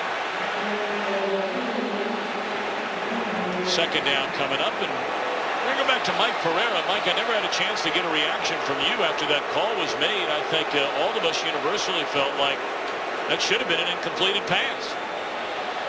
Well, you gotta look. Your contact comes right when the toes come on the ground, and that means that the player's deemed to be going to the ground, so he has to hold on to the ball when he hits the ground, which he clearly doesn't. So this should have been, no question, should have been reversed to incomplete, and it cost the Giants a second timeout, which could be big. That's right. Manning steps up, throws to a wide open Ruben Randall. And he's down at the 43-yard line. That'll move the chains. 20-yard gain. Ruben Randall's here at the bottom. And again, the Eagles very conscious of the big plays down the field. This little fall off or drop off route on the outside, just as good for Eli Manning. That last big shot he took to Cruz. If he sees one-on-one, particularly with press, he's going to take a shot down the field. So the Eagles immediately come back and back off a little bit, opening up the quick outside route. Omaha. Put in the hands of Nix, who's had his best receiving game of the season. Run out of bounds by Kerry Williams.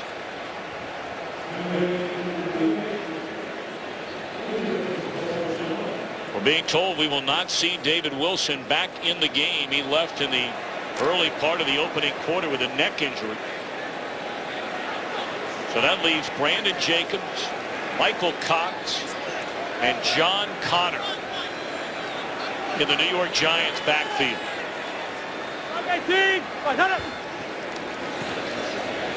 Nix once more nearly lost the football. Nice.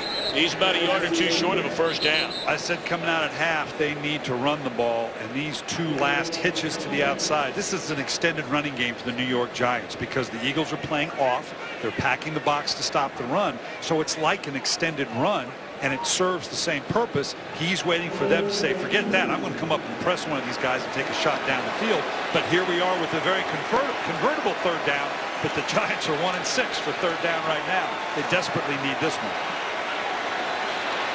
You mentioned 1 of 6. They're 0 for their last 5. The run game has been virtually non-existent, so they're going to throw it on third down and 2. Flag comes down. That's a first down catch to Victor Cruz in the 30, but we wait on the penalty. This is illegal motion by, I believe, Cruz. You can see Manning going, you've got to be kidding me. We convert on a third down. Illegal motion, number 80 of the offense. 5-yard penalty, still third down. Brian, how does that happen? Well, he's trying to get a jump on the ball. He goes into short motion, starts down early. I mean, goodness gracious. This is what happens when you're 0-4. You got a nice drive going. This is reminiscent of the opening drive to start the game. You're within striking distance. The score is 19-7. You convert on a third down. It comes back. Now we're back into one of those third and longs. And this is where the area where the Giants have suffered last in the league in third down conversion. So 3rd and 2, and you convert it. Becomes now 3rd and 7. Eli rolls, finds Hakeem Nicks, and that's a first down. So they do indeed convert again to the 26-yard line.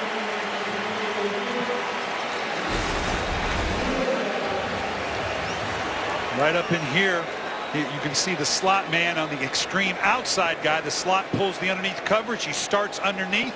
Nicks returns, could have kept going, but returns to the outside. Had a big first half, looking for that same big second half, because obviously the Eagles are very focused on Victor Cruz, not wanting to let him get the Giants jump started. Some life in this Giants offense, and that is Ruben Randall to the end zone.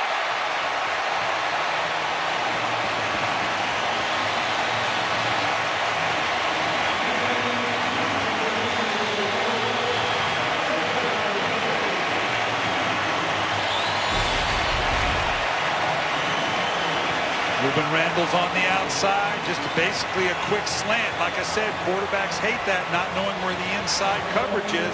But with sheer man, matched one-on-one, the Eagles knew their matchups on the outside. This is a talented, giant receiving corps. Ruben Randall, maybe the future in terms of receiving of the New York Giants, shows up here. Randall, his first receiving touchdown of the year. He had 2 of them in the season finale against Philadelphia last year. Reason to celebrate, reason to smile for the Giants. They're right back in it. Eli Manning hitting on 6 out of 7, 92 yards. And the Giants have pulled within 5.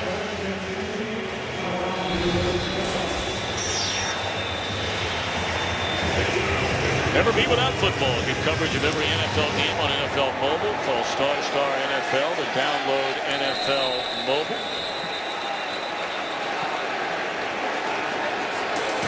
Manning finding Randall. 26-yard touchdown.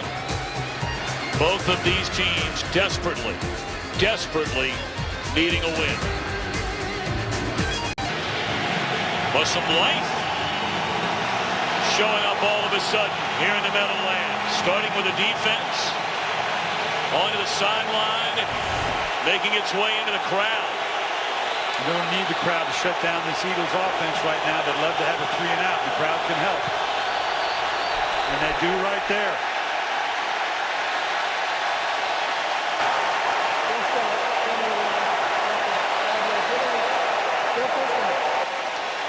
Five-time Pro Bowl left tackle Jason Peters. Of course, he missed all of last year with that torn Achilles.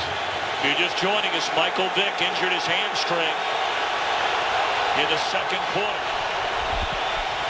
And now it's Nick Foles on in relief. Brown run out of bounds by Ryan Mundy. 2nd down and 15.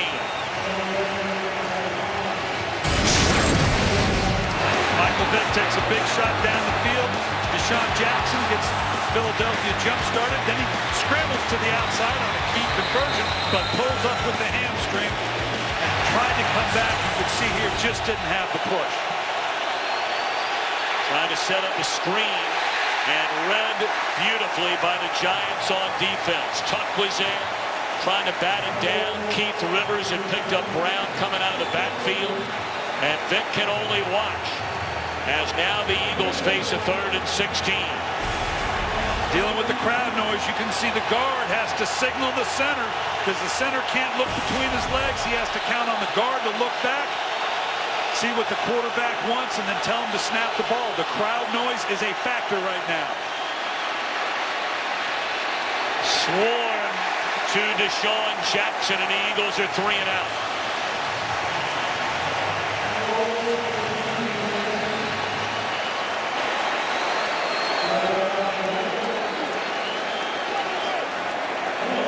A lot of new faces getting a lot of playing time for this Giants defense today.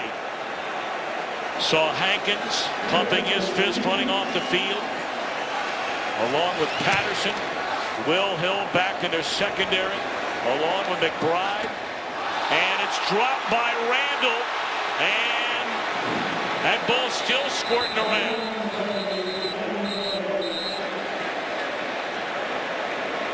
There is a penalty flag down on the field as they try to figure out right now who has the ball. Fair catch, interference, number 22 of the kicking team. 15 yards from the spot of the foul. First down. Well, that's going to tack on some yards. That's a silly penalty by Brandon Boykin. So the Giants are going to get the ball close to midfield. Game on at MetLife Stadium. Winless on the year. Tom Coughlin told us 2 weeks ago his team needs some kind of spark. They get a touchdown. They get a 3-and-out on defense. They catch a break on this penalty. Tacking on 15 yards after Randall calling for a fair catch was interfered with. And now they start a drive down by 5 from their own 49. Short drop and knocked down at the line of scrimmage. That's Connor Barwin. He came over, former second-round pick of the Houston Texans. Came over as a free agent. First time we've heard his name all day today. Yeah, and these ends know that when they're in single high coverage, Eli Manning wants to get the ball out of his hands quick. We've already seen a couple hitch routes on the outside. They know what that's about. They can stop, get their hands up, and knock it down, just like Barwin did. So quiet their last 6 drives on offense. Well, they started the second half like they did the first half. And now looking for the home run ball to Cruz. Incomplete. Coverage down there by both Fletcher and Nate Allen. So a 3rd down and 10. We said it to start. They're going to bring a lot of attention to Victor Cruz. He's going to have help over the top as much as they can get it. If they're going to get a big shot down the field, it may have to be to Hakeem Nicks or to Ruben Randall, because I don't think they're going to give you that one-on-one coverage to Victor Cruz on the outside. That's where that last drive was so impressive. The short stuff, especially to Nicks. And then Randall on basically a slant for a touchdown. There's another 3rd and 10. All day to throw it. And a flag is thrown on Boykin. He's the guy that had the penalty on the punt.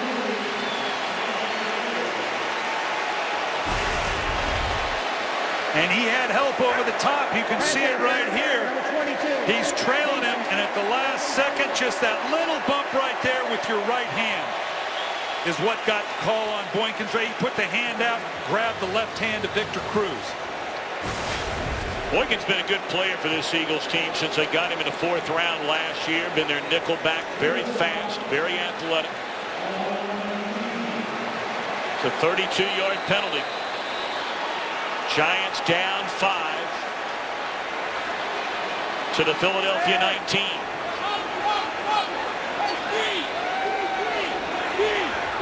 He's got one-on-one on the outside.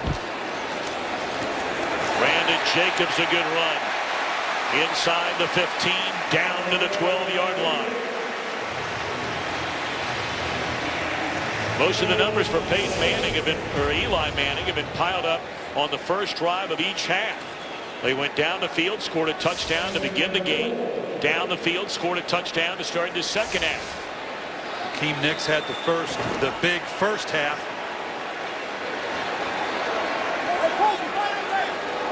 That touchdown came on the Giants' second drive of this second half. And now 2nd and 4. Dangerous throw there. Great coverage by Earl Wolf. Inside on the route here. Again with the pressure. Nothing underneath it. Victor Cruz flattens off a little bit. Looked like he expected the ball a little bit earlier, but obviously with the pressure coming by DeMeco Ryans on to Eli Manning, disrupted the timing a bit.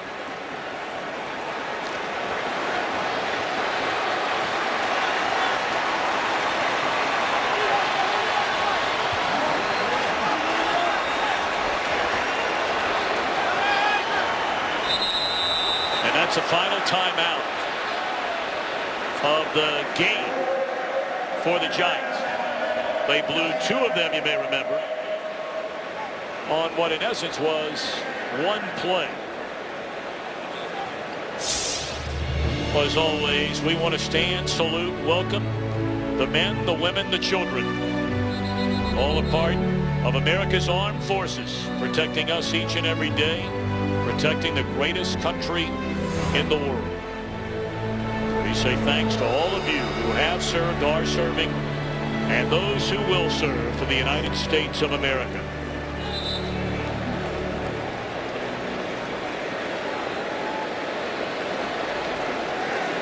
Well, this cuts at the heart of what the Giants, and defining what the Giants are going to be going forward. This is a manageable 3rd down. We've talked about their futility on 3rd and long. This is very manageable 3rd down.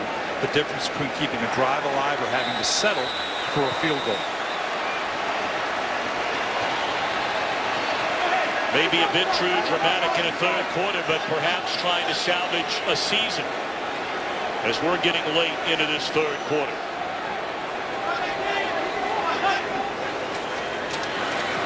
Manning steps up and delivers the goods, and that's a first down.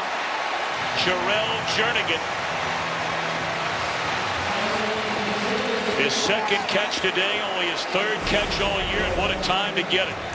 Yeah, you don't think every man on the roster needs to contribute? You got Hakeem Nicks, you got Victor Cruz, you got all these big play receivers on the outside. Ruben Randall having some big plays. You got to go to Jarrell Jernigan, excuse me, in a maybe season-saving drive on a key third down. Everybody on this roster has to contribute. Remember, the Giants now don't have a timeout. And they get that one off forward, looking for the jump ball. And that looked like it went right through the fingertips of Hakeem Nicks. Remember, he's playing with a dislocated middle finger on the left hand. This ball gets up with plenty of time, has some good air. All of a sudden, that back shoulder, he can't quite get around whether the finger had a factor in this or not. This is normally a catchable ball. Nice play by Williams. Once you see he's got the ball, just reach up. Nah, that's just a flat drop. And by not having a timeout, remember, that means they can't challenge. Should there be a critical play. Seventh play of this drive. Manning looking around to the end zone. Ruben Randall again.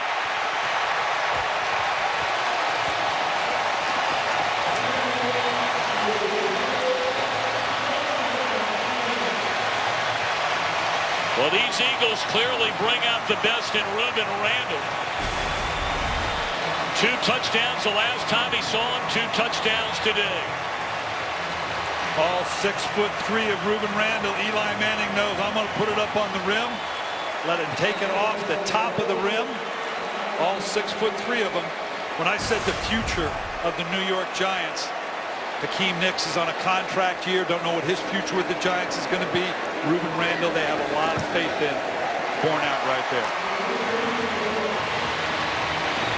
First time since their first drive of the afternoon, the Giants have the lead.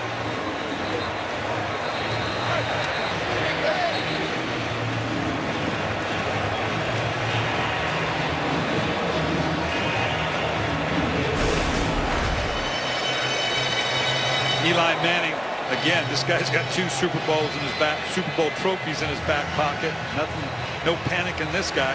Scrambles out to the left. He's lucky because everything flooded to the right as he went to the left here. Only had Brandon Myers leaking out underneath it. Ruben Randall making his way around the back of the end zone. He knows how big this is. This guy knows what an 0-5 start would mean. This is huge for the Giants. It's a 32-yard penalty. Maybe the biggest play on the drive. That was a failed third down. Pass interference on Brandon Boykin. And Randall caps it off with his second touchdown of the afternoon. Long way to go. Still have 3:46 to play in the third quarter. Most of the early games are already into the fourth quarter. And we remind you, coming up this Saturday, it'll be the American League Championship Series. Who will be there? The Tigers and the A's tied in 1 game apiece. Tampa Bay trailing the Red Sox 2 games to none in a best-of-5. Legends are born in October. Our coverage of Major League Baseball's postseason begins Saturday, 7:30 Eastern, with Game 1 of the American League Championship Series, taking you right through the World Series on Fox.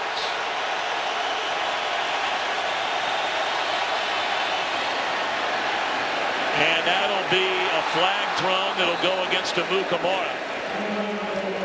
Running step for step and eventually running Deshaun Jackson out of bounds. This is going to be about a 30-yard penalty. Pass interference, 20. Defense. Ball was placed in the spot of the foul. First down. think he was in good shape here at the bottom of the screen. He's running step for step. The hands are clean, but he kind of gives him a shoulder into the sideline, leans into him, and shoves him out of bounds.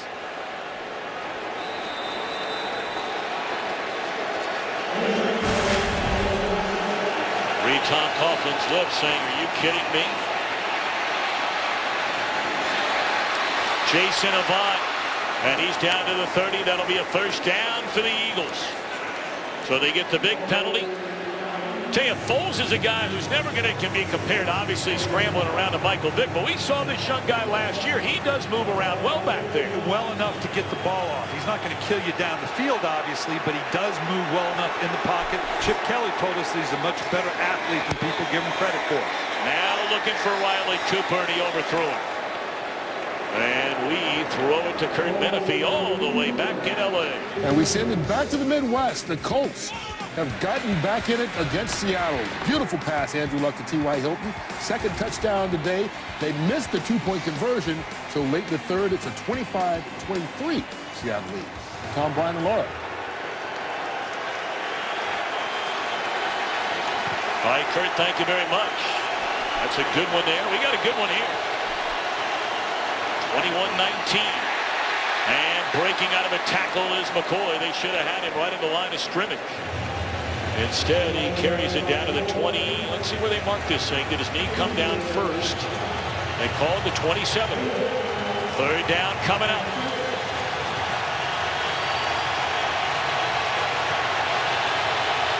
Eagles much better on third down today than the Giants. They're 6 of 13.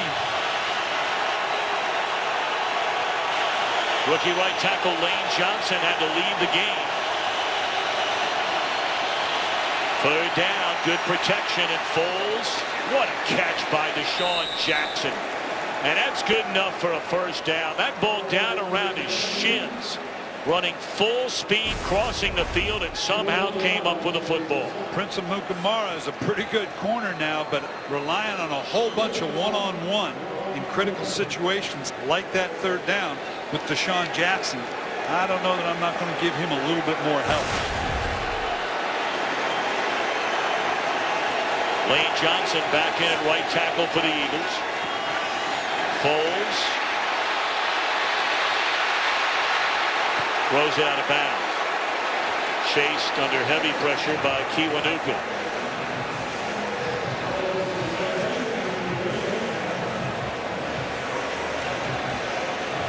Nick Foles tell him, let's go, let's crank it up. He realized the biggest advantage he has right now is this up-tempo, no huddle at the line calls. That is the Philadelphia Eagles. Chip Kelly talked about the decision-making process of Nick Foles. He understands how to orchestrate this offense. He understands the schemes and the designs. Second and 10. Third and 10.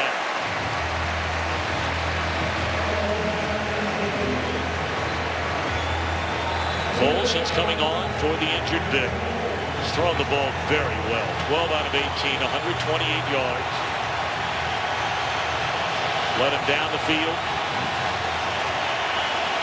Just before the half. Now the 7th play of the drive. They're going to help him on Deshaun Jackson this time, I promise you. Full sack.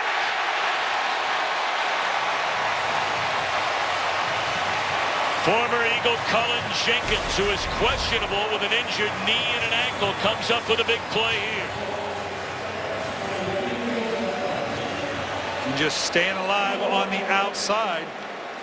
Matthias Kiwanuka spins out because of the pressure inside, allows him to recoup and come back from the outside to finish off the sack. Well, now to try and give him the lead, it is Henry's 4 of 4 today. This one from 41 yards.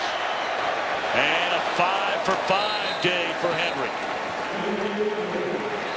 The Giants without a win. No team has ever started a season 0-5 and made the playoffs. The Eagles are 1-3. You fall to 1-4. Has it been done? Yes, it's been done. But you're really behind it, trying to get to the postseason, even inside this year's NFC East at 1-4. We have a little more than a quarter to play. And it's a 1-point game.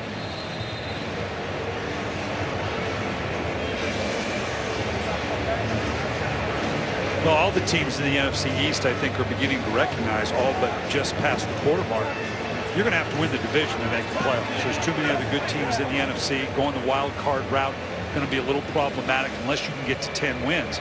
So keeping touch with a Dallas Cowboys, we'll see how they do this afternoon. But Philadelphia being 1 game back, New York can hold on to that if they can maintain, get a win here now. They're still within striking distance, but like you said, 0-5 is a long way to go if that happens. And all of this is based on the fact that the Cowboys are going to be playing later today against undeniably the most dominant team from the AFC so far this year, maybe the NFL, the Denver Broncos. Jarrell Jernigan bringing that one out to the 20-yard line. Last 2 times the Giants have had it. It's been Ruben Randle who had it into the end zone.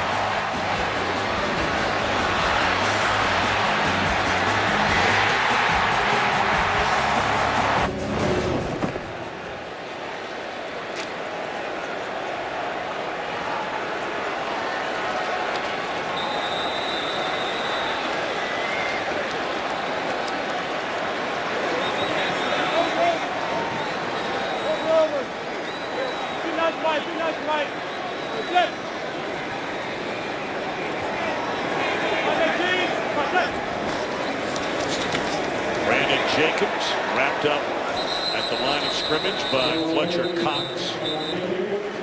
Maybe a yard.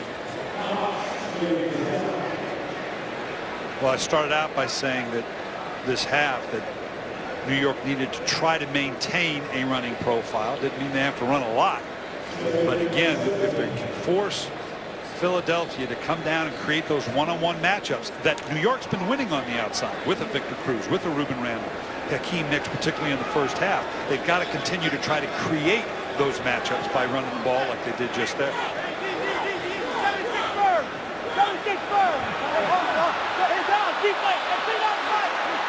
Play clock down to 1, and they just do get it off. Giants are out of timeouts. There's that crossing pattern to Ruben Randle. There's a flag down. Now, I'm not sure it's a flag. I think that was Ruben Randle's towel that just got pulled out. Okay. It's hard to tell if the officials have these pink flags. I see a bunch of pink shoes and pink flags. I don't know the difference between the flags and the shoes. Or your tie for that matter. End of the 3rd quarter.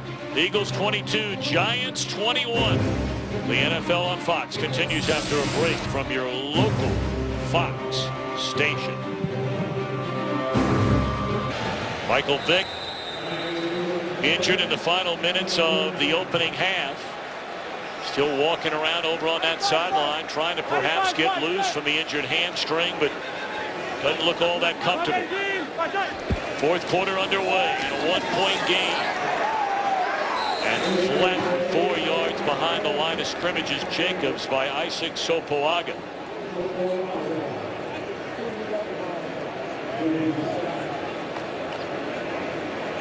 It's pretty evident from just looking at Michael Vick's body language. Be hard to believe if he came back into this game. No, he's done for this game right now. His mind's more towards, boy, how come I can be back next week. Eagles got a very workable schedule coming up the next 4 games, and he wants to be a part of it.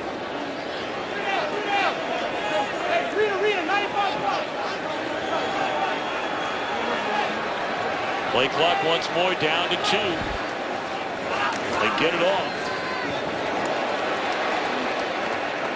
3rd down coming up, and we send it back to Los Angeles to Kurt Menefee. Well, Jake Locker out with that hip injury. Ryan Fitzpatrick is the Titan quarterback for the next few weeks. We may not be disappointed if he keeps going like this. 9-yard scramble for the score. 17 unanswered for the Titans as they try to hand KC their first loss this season. Tom and Brian. All right, thank you very much, Kurt. Apparently, for the 2nd time today, they have called intentional grounding on Eli Manning. Yeah, he kind of threw it out to the flat there. I think it looks like he expected Brandon Jacobs to sneak out into the flat, and he did not. You're going to see here on the left side, he gets engaged with that blitzer.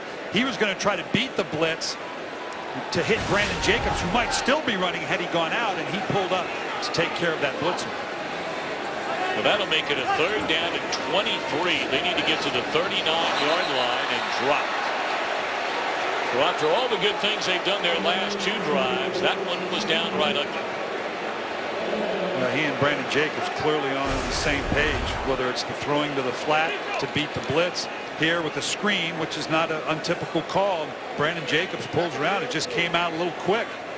I guess he was waiting for Eli Manning to draw the front up a little bit and give him more of a chance. Well, Brian, I would ask you, how many times is Brandon Jacobs practicing that play during the course of a week? I mean, you finished 3rd down and 23. You figure David Wilson's on the field. That one checks up, and the Eagles are going to have good field position at the 35-yard line. The Eagles in front by 1. Sponsored by AT&T. Rethink possible. By Bud Light, official beer sponsor of the NFL. And by Bank of America.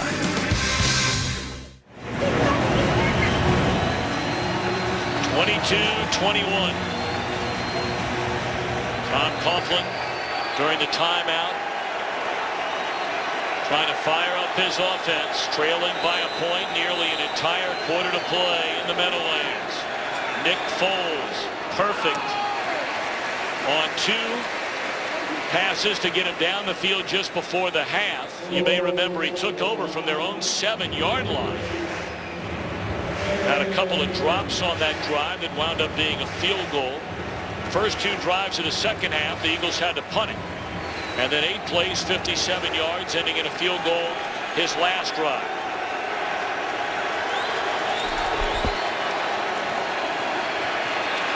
All day to throw. And now Hankins chasing after him. He had a wide open Jason Avant down at the Giants 45 and missed it. Of course, if Jonathan Hankins was chasing you, you might miss somebody too. Yeah, they're manned up across the board. This is much like Denver approached it last week against Philadelphia, and they're matching up pretty good. There's no place to go with the ball. Michael Vick might have gotten around that edge for some good yardage, but Nick Foles, he needs someone to shake some of this coverage off. Foles 1 for his last 6. Flushed out of the pocket and walloped by Paysinger. So good field position. And it's 3 and out for the Eagles.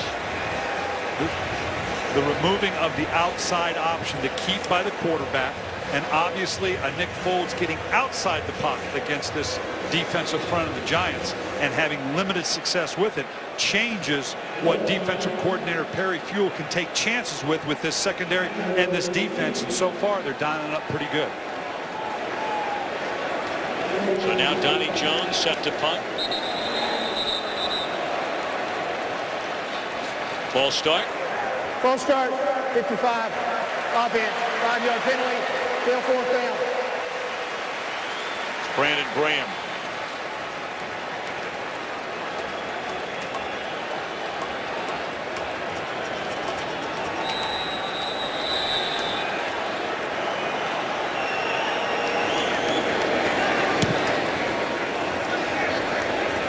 Randall, a fair catch.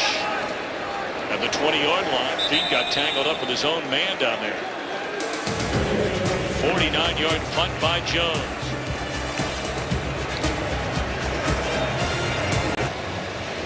(13 minutes, 7 seconds to go, Brian Billick. Giants, as we know, 0-4. Eagles 1-3. There's a lot on the line here, maybe an entire year. Yeah, and they're right where they want to be. They've run the ball just enough to force some coverage matchups one-on-one. The Eagles have got to be very conscious of what they started the game with. Don't give up the deep ball. That's the thing that's going to get you beat in this game right now with 13 minutes left in the 4th quarter.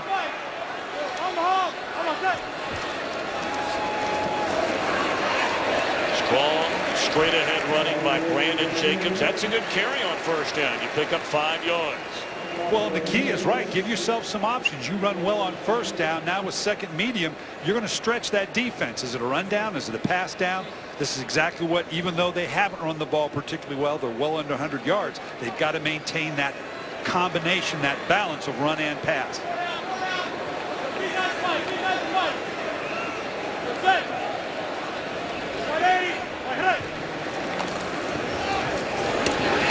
Cruz.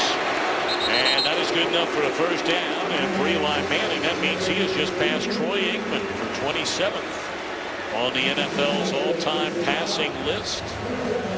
Zeroing in on 33,000 career passing yards for Eli Manning.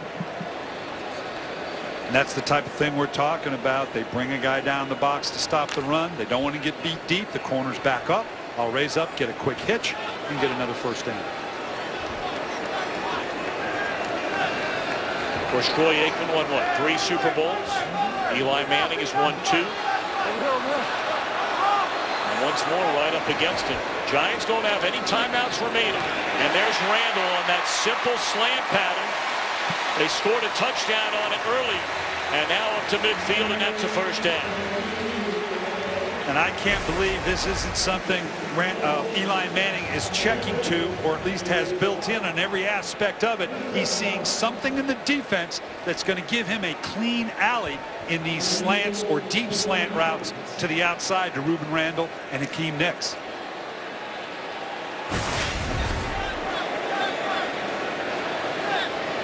.11 to play. Into the arms of Jacobs. Flag comes in behind the line of scrimmage after a gain of 3. Holding, number 77, offense, 10-yard penalty, still first down. It's a left guard, Kevin Booth. Giants patching up this much maligned offensive front. Portal starting at center for the injured David Boss. Started James Brewer at right guard last week, but David Deal able to come back. They plugged him into the right guard spot. Chris Snee is out for the year. He'll have hip surgery.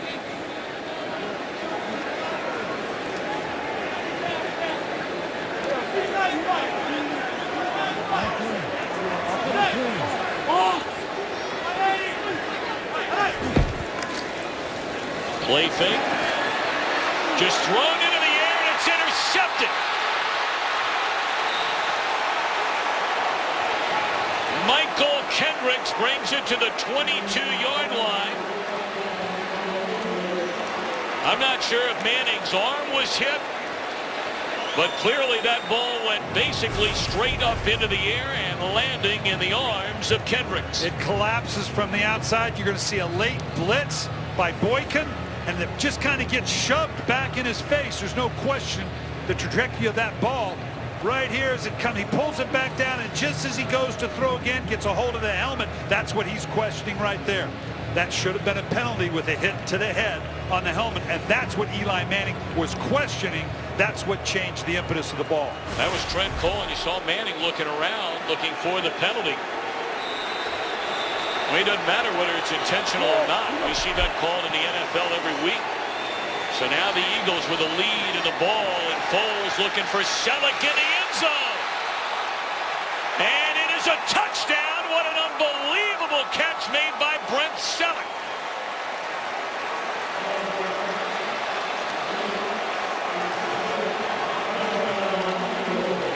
And what a throw by Foles. You hear me say it all the time, Tom. You've got to have air on these balls into the end zone. He brought that thing down from the top down. This is a brilliant. You can see with the play fake, he's going to roll away to try to affect the safeties. That play fake is to affect the safeties, not the linebackers. Look at the air he puts on this thing. Let a big man like Selleck drop it in over the top, getting one-on-one with Ryan Mundy. And you like that matchup, particularly when the ball's thrown on the perfect arc. Selleck closing in on 300 career receptions. That's his 22nd career touchdown. Point after is good. Should it have been a penalty? Cole to the head of Manning, forcing the ball into the air that was intercepted. And then it finishes on a great throw and a great catch. Eli and the Giants over 10 minutes to go, down by 8. Sponsored by Pizza Hut. Prep for game day by ordering online from Pizza Hut. Make it great.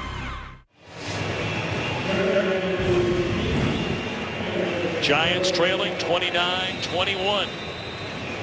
I mean, this thing That clock barely moving. There's been so much passing, scoring here in the second half. That one through the back of the end zone. What a catch by Brent Selleck. And the spread is now 8. I always like every now and again going back to Coach Billing. I mean, we know you're Brian. You know, our buddy. I'll take either one of those two. But right now, you know, the Giants, the situation that they're in, you're 0-4. You're down by 8 points. You basically have 10.5 minutes to save your season. Well, the last 2 drives would have hurt them as penalties. They moved the ball pretty good, hit some shots down the field, run the ball decently, and then a penalty backs them up. They've got to have a drive here, not hurt themselves, do just what they're doing, just enough run, change coverage, take the shots down the field. They're winning on the outside. Can't have the penalties to stop the drive. Eli Manning so many times has been able to rally his team in the fourth quarter. 10:26 to go from the Meadowlands. Looking right, looking down the field, try to sneak it in there and nearly intercepted. He was looking for Randall. Second down. That's those throws in the middle that always concern a quarterback. It's got to be very, very clean here. He's waiting, he's waiting. Your first instinct says no. That's why he didn't throw it early. Boy, he's lucky this thing didn't. It bounced it off, came off a guy's knee. He knows right there. He actually dodged a bullet.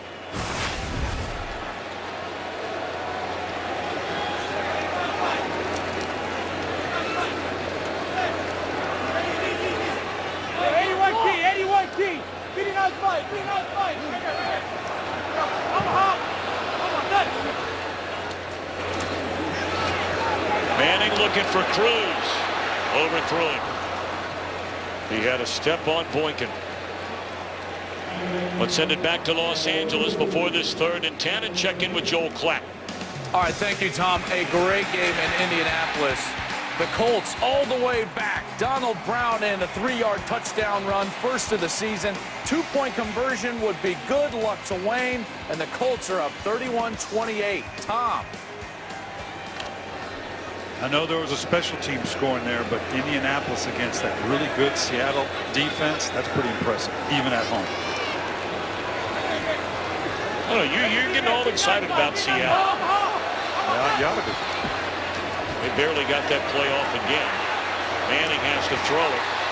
And was that an interception? Both players had their hands on the football, and it is an interception. Obviously, a change of possession. They will always look at it in the replay booth. So he doesn't have to worry about challenging the play. Every time there is a change of possession, they will look at it.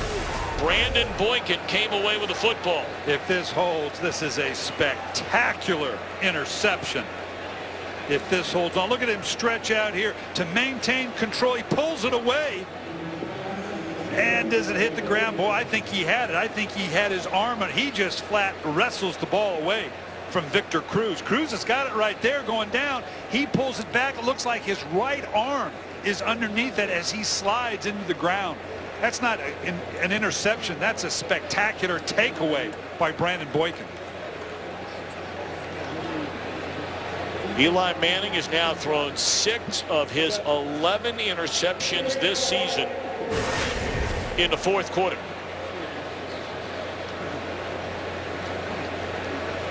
Fletcher Cox was the one who had a hold of Manning, forcing him to turn that one loose. They're looking at it upstairs just to double check. I don't know about you, Brian. I'm a little surprised that they've been taking a look at this for as long as they have, but this is a very critical play in this game and maybe this season. Well, it was ruled an interception, so they've got to find something that says it's not. You know, Victor Cruz kind of a victim of his own strength. That was about to be a heck of a catch. Yeah, I don't see any way that ball hit the ground. You don't have a clear shot of it touching the ground. His arms underneath it. I think this is an interception. After reviewing the play, the ruling on the field is confirmed. The defender gained control of the ball and maintained possession going to the ground. First down, Philadelphia.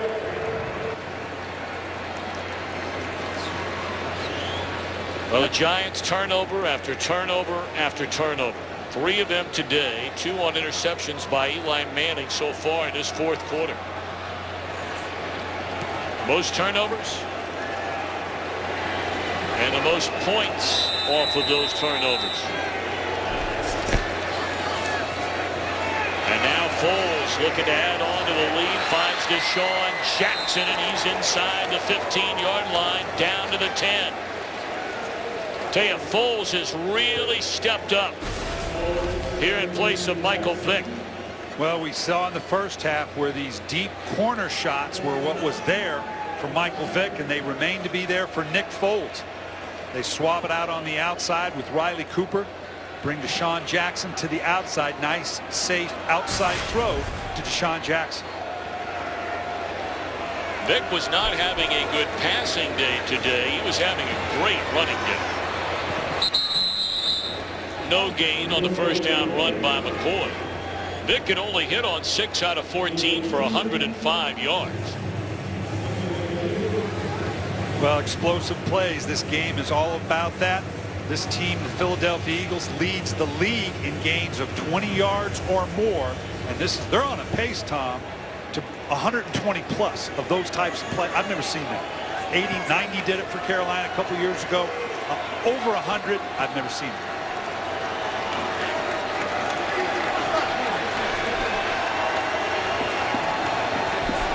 Second down and goal. And Foles thought about the shovel pass. Thought better of it. He had Selleck right there in front of him. But wrapped up by Pazinger at the 5. It brings up third and goal. They have a chance here to make it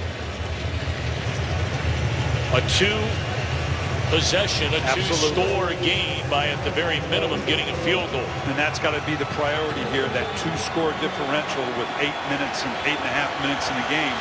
He's got to be very careful with any shot he wants to make to the end zone here. Don't lose the field goal at a minimum.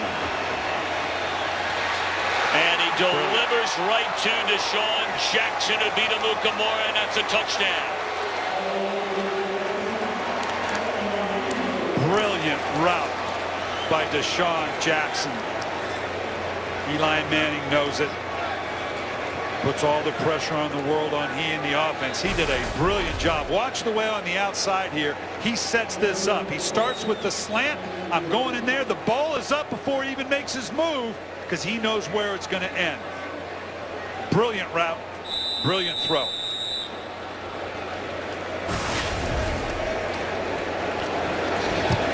You can hear that quarterback controversy from here all the way down to Philadelphia already. Michael Vick, the team was 1-3 with him at quarterback. Now obviously they were piling up big yards. The defense was giving up big yards and a lot of points. But now Foles has delivered back-to-back touchdown drives. We turn back the clock to when the Giants in a non-strike year last started a season 0-5. That was 1979. They finished 6-10. Eagles, St. Louis Cardinals, Redskins, Eagles again, the Saints. In fact, that loss to the Saints in week 5, they lost to Archie Manning's New Orleans Saints. Peyton Manning was 3 years old. Eli would not be born for another 2 years. Bill Parcells was a defensive coordinator. Terry Bradshaw was that season's most valuable player. And Tom Coughlin was coaching at Syracuse. Whoa. You were probably at Ohio U. No, I'm not that old. Brian Billick was on the PR staff for the San Francisco 49ers. I was in charge of coffee and donuts. Although Ohio University did their marching band. That's why I brought it up. Was here at the stadium today, and they were absolutely spectacular. All right, not only in a non-strike year now, 79.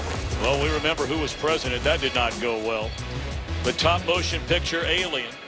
Gas prices, can you believe it, 90 cents a gallon. And every now and again, we will catch Brian Billick moving and grooving to Michael Jackson's Off the Wall album. None of these people were alive in 1970. Look at those young kids.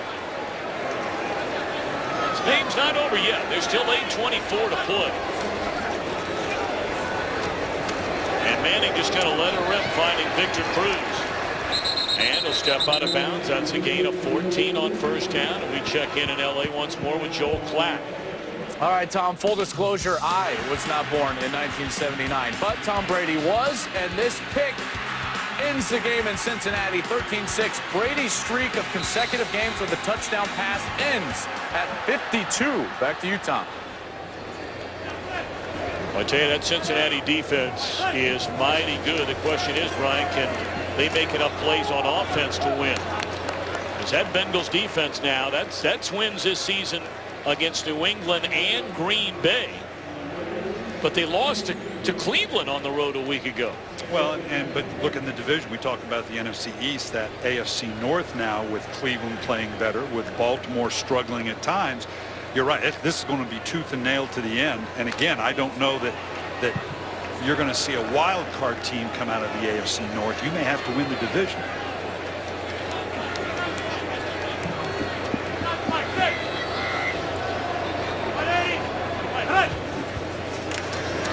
Second down, and Manning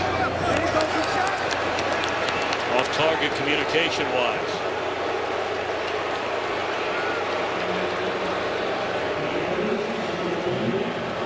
I'm not so sure that you're not 4-down territory, Tom, here. That's quite a gambit back this far backed up. But with 7:47, you're down by 15 points. That's 2 scores, including a 2-point conversion. They may have to position themselves for a 4th down shot here if they don't get it on this 3rd and 10.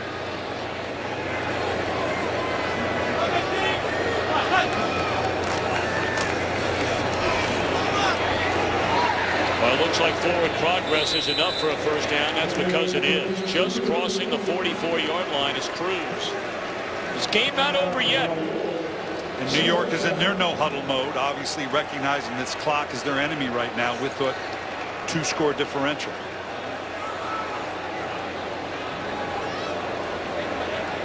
Taking a lot of time. Akeem Nicks getting over to the top of your screen.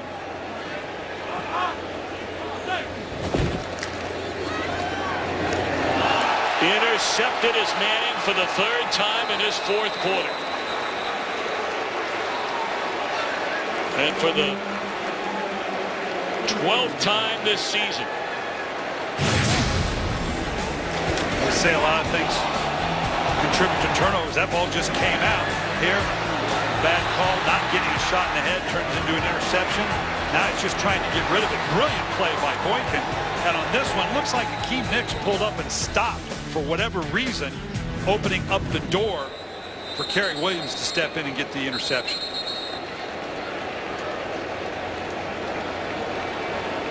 Manning off to a good start on the first drive. They went down the field, they scored. Then they went 6 possessions where they basically did nothing. They got the 2 touchdowns in the 3rd quarter to take the lead.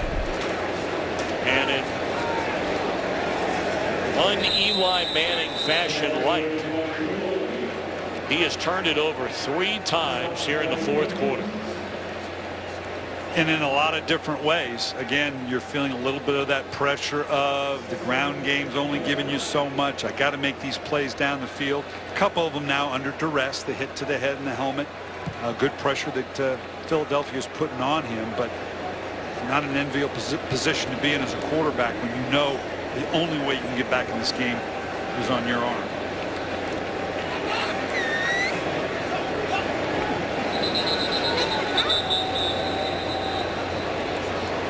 Be a false start against Philadelphia. Chip Kelly not going to be happy about this. 76 offense, 5-yard penalty, still 2nd down.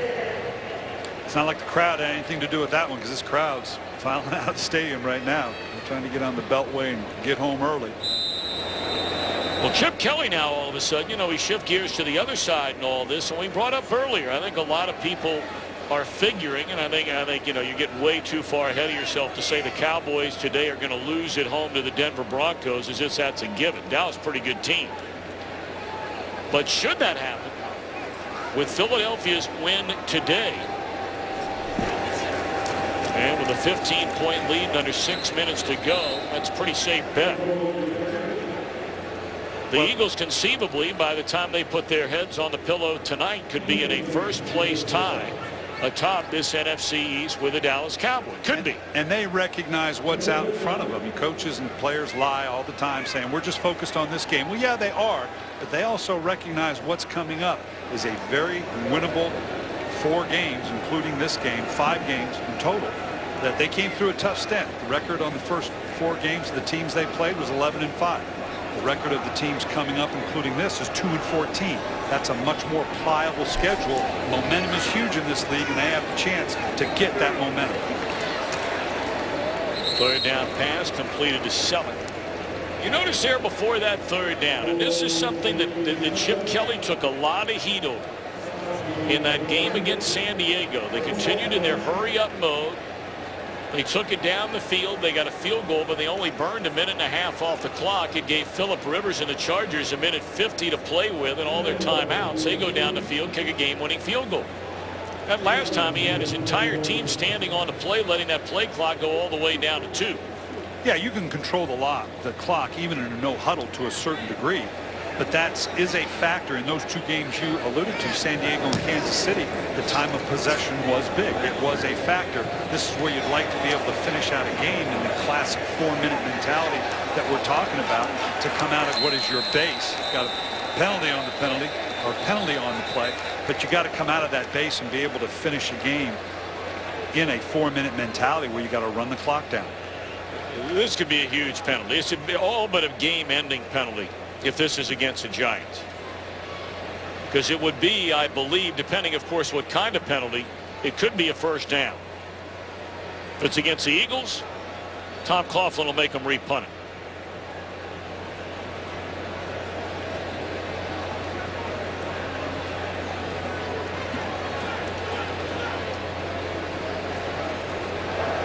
We have 3 fouls on the kicking team, an illegal shift, we have an illegal motion, we have holding number 50 of the kicking team. That penalty will be accepted, 10 yards, 4th down. Right now, if you're Chip Kelly, which of those penalties you getting the most upset about? You got a whole laundry list of them. You better hope it was more than one guy.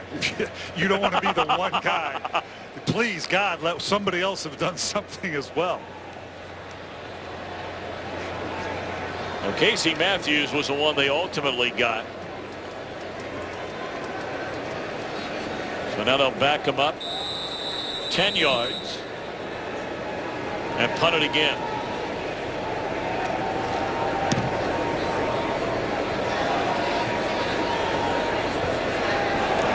So a difference between the ball to 20 and the ball to 1.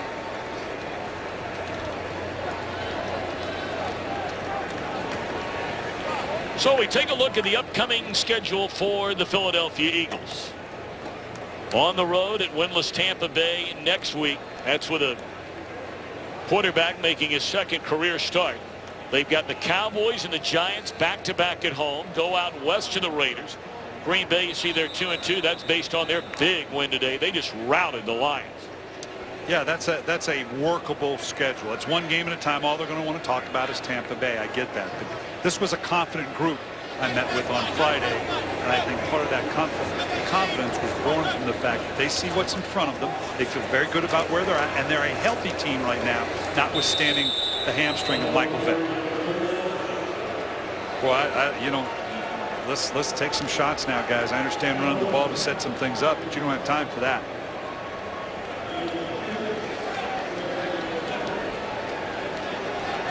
I don't know, Brian. Perhaps the handwriting should have been very clearly written on the wall when you and I had a chance to see these Giants in Carolina 2 weeks ago, and they were just shellacked by the Panthers, who, of course, had not won a game.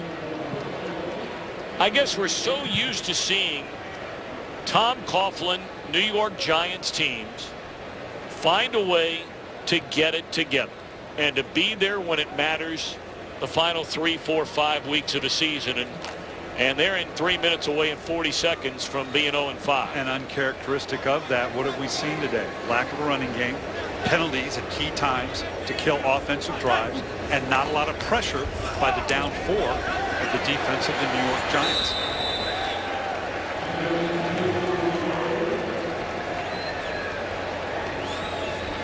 Well, we have obviously not given the Eagles a victory yet. But you go to Chicago, a team that was kicked around today by New Orleans. Minnesota off this week after playing in London. Then the Giants go down the road to Philly before a bye week.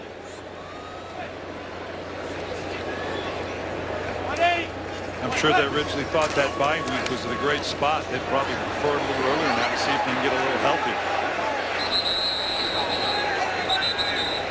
That was Vinny Curry who wrapped up Eli Manning. They're going to talk about whether this is a third grounding penalty against Manning today.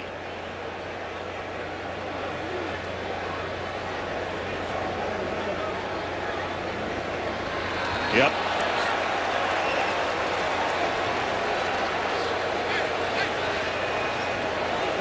Tisha Browning, number 10, offense. The ball did not get back to the previous spot. Lost it down. Second down. Well, clearly he's outside the pocket. And once you get outside the tackle box, that ball has to clear the line of scrimmage, and it does not.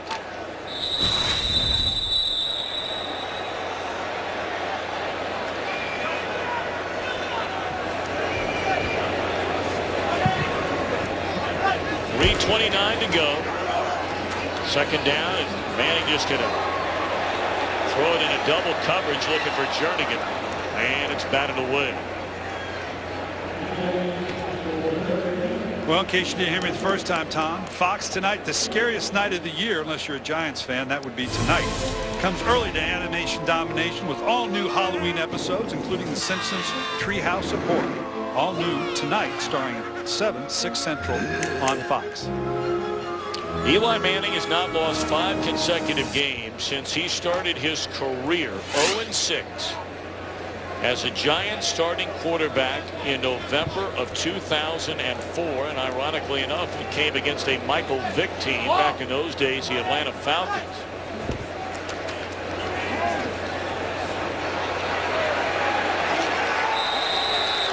And Eli sacked back at the 19-yard line. 4th down. And they're going to punt it. Benny Logan, the rookie out of LSU, getting his first career sack. That's a young man who was very much overshadowed at LSU. All the great defensive players they had on that team under Les Miles. But he wore the jersey number 18 at LSU, and that is given to the player who has great character and great leadership playing for the Bengal Tigers. Now getting a chance in the NFL. Damaris Johnson brings it up to the 40-yard line. 2:34 and 2:33 is where it stops to play. Well, you talked earlier about the ability to finish out a game by play calling, by formation, by play type. Here for Philadelphia, it's real clear cut. I'm going to be interested to see how Chip Kelly orchestrates. If they can get a first down inside of the 2-minute, we're currently at 2:33 with no timeouts by the Giants, the game is over. Now you're just talking about taking the knees, and it's done. Another stat the Giants don't want to hear about. 5th consecutive game allowing 31 points or more. That ties an NFL record set by the 1954 Chicago Cardinals. Bryce Brown on first down across the 45 up to the 47. And we check in once more with Joel Klatt. All right, thank you, Tom. And we go to Indianapolis. 4th down, last chance for the Seahawks and Russell Wilson. And he is picked off by Darius Butler. And the Colts will win this when Seattle falls from the ranks of the unbeaten 34-28. Tom, Brian, and Laura. So a couple of teams, as you mentioned, gone from the ranks of the unbeaten today. Seattle and New England. The Giants remain in the group of the winless. And 2 minutes from making that official today. A lot of the fans already in their cars on the way out. Giants 2 minutes away from slipping to 0-5. The Eagles 2 minutes away from going to 2-3 under their first-year head coach Chip Kelly. And one of the big stories today is going to be the work out of the bullpen, if you will, as Bryce Brown tripped up just short of a first down. Turned in today by Nick Foles for the injured Michael Vick. Foles 16 out of 25, but perhaps more importantly, he led his team to 2 field goals, 2 touchdowns. The 2 touchdowns coming after his team had fallen behind going into the fourth quarter. And what they lost in the running ability of a Michael Vick, they picked up in a little more efficiency in the passing game, which has kind of been missing from this Eagles offense. So you give something to get something.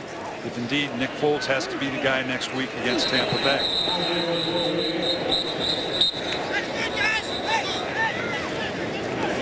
A couple of players out of the 40-yard line. Jason Peters and Matthias Kiwanuka not going to let go of one another. Now a little slap down punch delivered by Peters.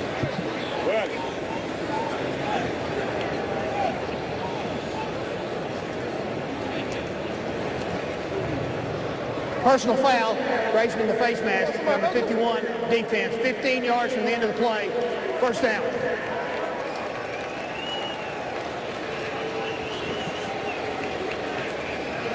Now that should do it now, obviously, with no timeouts by the Giants. Philadelphia can simply take a knee and finish out the game.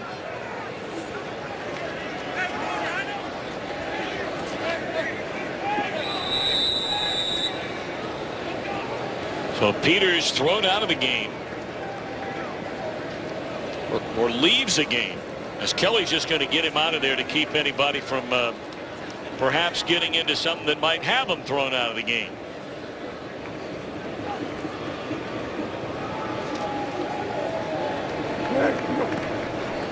And now it's taken knee. The Giants cannot stop it. Now the frustration of the New York Giants, you can imagine it building. Play extending, the pushing, the shoving. You can see at the top there with Peters, and this is just frustration building on the part of the New York Giants. Not that Peters wasn't culpable as well, but Matthias Kiwanuka maybe showing the frustration of this entire New York Giant team.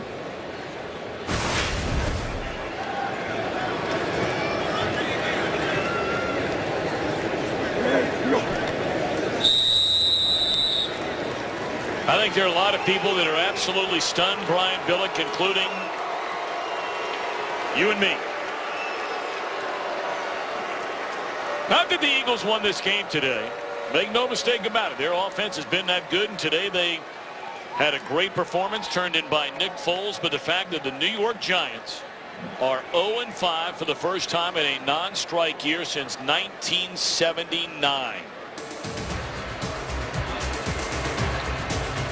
36-21 the final.